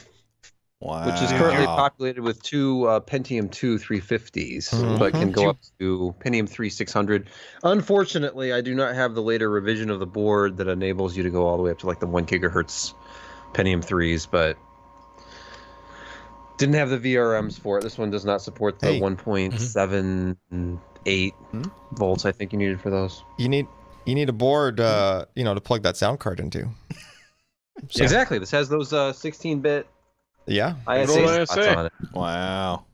I will say, Windows 2000 running on this thing is so smooth. So buttery. Like, it boots fast. I mean, you can't really go online with it or anything, but I would have to dig around, but I have the 8-bit, BPX? But they're dual socket 370 in there. It's 6 feet away from me, It was but the I don't want to dig BP into it. There was the BP6, Yeah, I think so. BP6. which I had one of. With 3 gold, I had the blue golden orb for the chipset, and then the two two full-size golden orbs on the Celerons that I had in there that were they were. overclocked. It's a nice board. So smooth. Yep, but that was that same board where if you tried to use the I forget, it was High Point made the add-on. Oh yeah, the add-on with IDE controller. The IDE controller. Yeah, and it would randomly corrupt sectors. Oh, Yeah. buddy, Just randomly. I made the mistake of hanging my CD drive off of that controller and tried to rip a bunch of discs, and then lo and behold, went back and looked, and they were all silently corrupted. So lots was of lovely. coasters. Yeah. I Yeah. actually read a really interesting article recently, like in the past week, about read profiles and error correction on Redbook audio when ripping on optical drives. Yeah. And it was a lot more sloppy than I thought it was. Yeah. Like, it was like, There's no- oh, look, there's it's no digital. You know, you have There's no data in, standard. data out. It's 16-bit LE. Whoop-de-doo. Should Yep. be pretty easy. No. Nope. I found this out because I had a CD that would not rip at full speed. It just would not do it. Yeah, probably had C2 errors. It would. C1 and C2 errors. It made it like 3 tracks in and just stopped. Yeah. Had to drop it back to 32x and everything was fine. But I no idea that was the thing. Oh, those were the days. Burning CDs was more. They were more touchy than trying to make a nice Yeah. souffle. The instant Yeah. that I had enough hard drive space to do it, I pulled all of my CDs and DVDs that had been burned over all of the years, like back onto an array, and have not touched the CDs and DVDs since. I mean, how stable is optical media? Or at least Some of them were die. already, some of them were already starting to rot at like the outer edges. Some of the cheaper, like all the Ryco or who was the Mhm. Rytech. Yeah. Right, Tech. All those discs Well, were good. and I mean that acidic dye really helped too. Well, yeah, but I mean those discs were usually good. They were. But anybody They were that was like pricey. an off-brand, like a really off-brand one, it was just This is Starting to still one of my oldest CDs. 1987. is that Is that U2? U2? U2 Joshua Tree. Yep. It's one of the first ones I ever bought after I got a CD player. Still works fine happily because it's Does pressed. that one have the older style where it's like one complete disc with a hole? There's no like center clear plastic section. No, No, this is no. the first release. Island Records. I have some CDs that are like the old style. They're a little bit thinner. They don't have the clear plastic middle piece. Mhm. But they started making CDs commercial in what, like 82, 83? 1983, I think, was the I think it was first a Billy commercial. Joel CD was the first one. Yeah. And those things were more finicky than a turntable. I had a first gen Everybody's CD digging player. into stuff now. It's awesome. It's I like had, show and tell. There were a couple of CDs with my first CD player was a Sony Yeah, I didn't think Discman. they were that old. The Sony Discman with the stereo tuner on the cover. the analog dial stereo tuner on the digital Sony Discman. But I had 2 CDs with it. One was some random sampler thing, which actually had a bunch of really good tracks on it, that I later took forever to find another one of that same sampler, because trying to find a specific sampler disc is almost impossible. But I did find it. And then the other one was the soundtrack to Teenage Mutant Ninja Turtles, Ooh. which at the time, Go listening Ninja, to go Ninja, listening go. to that, when all else you had was cassette tapes, and then you take a Discman and you take that CD and you plug it directly into a stereo, was just like, there's no hiss, there's no what, There's like, no warble? there's like fidelity to this freaking music, like compared to, yeah. Like I don't press the Dolby button and it cuts out all the highs as well as the hiss, and then it just sounds like a muddled piece of crap track. You guys remember having to use a black Sharpie on your Sony CDs for a year there too, so you didn't get a rootkit when you put it in your PC? No, I avoided all that somehow. There were eventually there were mitigations to it, but I remember when I Yeah. first got my couple, I had to use a black Sharpie on the outer track Yep. and Yep, very track carefully 0. trace it to prevent that. It My dad seems walked in the room. What the hell are you doing? What? Right. It seems like Sony has been the harbinger of so many terrible, Just bad terrible ideas. things. Yeah. Really? We thought it was a good idea. Who approved this? I like the PlayStation Network one where they're just now implementing a change your username feature, but it's like totally fucked and doesn't really work past like they updated their SDK in April, so everything works forward. But like PS3 games, PSP games, and older PS4 games will like erratically behave because the username is the primary key of the database. Yeah. Why would you do that? Oh wait, this is the same company. Great. This same company had servers that were unpatched for 3 years. Oh yeah, King Kukaluka. So there are websites that index or that just have lists of like what the tracks were on basically any kind of CD, not just the database backend sites, but there are some sites that actually have like album covers and like production dates and crap like that. I forget what the sites were. But But- CDDB was the big one. Well, And- this was different than that. This was like oh, it would show you a track, and then you can get to like related albums that also had that specific track, and like there's sort of I'll have to find it again. But it was a site like that I came across by Googling for the specific, like I remembered the tracks that were on that sampler, and I tried searching around for discs that had those tracks together, right? Just, throw in the keyword sampler or something like that, and like somehow I got it. But it was it had like really cool stuff on it. It had this one version of Peter Gunn, Art of Noise, but it was like a specific it was a specific remixy kind of version of it that they did that's only on one of their albums, like a lesser known one of their albums, I It's the think. best of Art of Noise. I've got it. It's within arm's reach. The track that's on the best of Art of Noise is not that version. Oh, I know, because I bought that looking for that track, and it was sadly disappointed that it was not the one. I mean, there's shit back in the 90s that happened a lot. Like there was Fluke. Fluke had 2 songs, I think, on the Wipeout XL Red Book, but it wasn't on the soundtrack. Way the fun.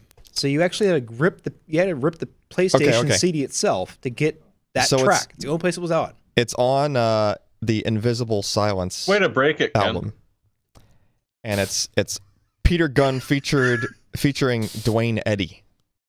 yeah, that's That's The the odd- one. That's the one that's I- on the greatest hit. I don't think it's the one. I think so. it is. That's the one. If I don't know if I can find it, but I don't know. I've got it close to me. 'Cause it's a great No, album. that was a different. Oh, one. let But me, Sebastian, do now I'm you gonna add by that sucker. chance remember this one? Bachbusters? Blockbusters. Bachbusters from Is that Telarc. Telarc? 1985. But yeah, you think about Telarc is they were one of the first to do all digital recording from beginning to end. Instead of, like a lot of the masters were analog and then they Yeah. converted to digital. Telarc was all digital throughout. So it's a 1985 CD. DDD, baby. Art of Noise. I can't find that best of. And it still has the regular 85. Now, is this just like classical music, or is this like synthesizer? Oh, it's not that just- throws me it's- off. classical music. Come on, it's 85. It was synthesizers were big. So there was all Bach to synthesize just and all synth- kinds of synth effects. Bach. Yeah, it was awesome. Back when I was in 8th grade.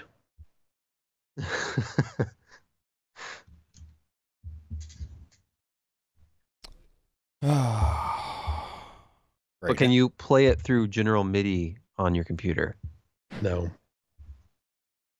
Along with Canyon.mid. Was that only on Windows 3.1? Do you have I think so. is that file hidden somewhere in later versions of Windows? Well, I've never gone looking, but you would always you know, just find it on the internet. And what about that dreadful startup song that plays with the Windows 98 pop-up? It's got like the guitar and like the voices. Okay, I'm going to try to find my Art Noise disc next week. See if that So we can same get version. DMCA'd or whatever. See if that same version of the track is on there. Yeah. It's Dwayne it's the Peter Gunn with Dwayne Eddy. Bah, yeah, Yeah, that's like song. the best. Yeah. The best cut of that possible. Yeah. All right, guys, I'm getting out of here. It's All been right. Yeah. business. time to get yet my again. legs up for a bit. All right. All right. Have a good night, all. Thanks, everybody. Catch y'all later. All right. Thank you. See ya. Remember, that's Josh Tech on Pornhub. 2Ks. Nice.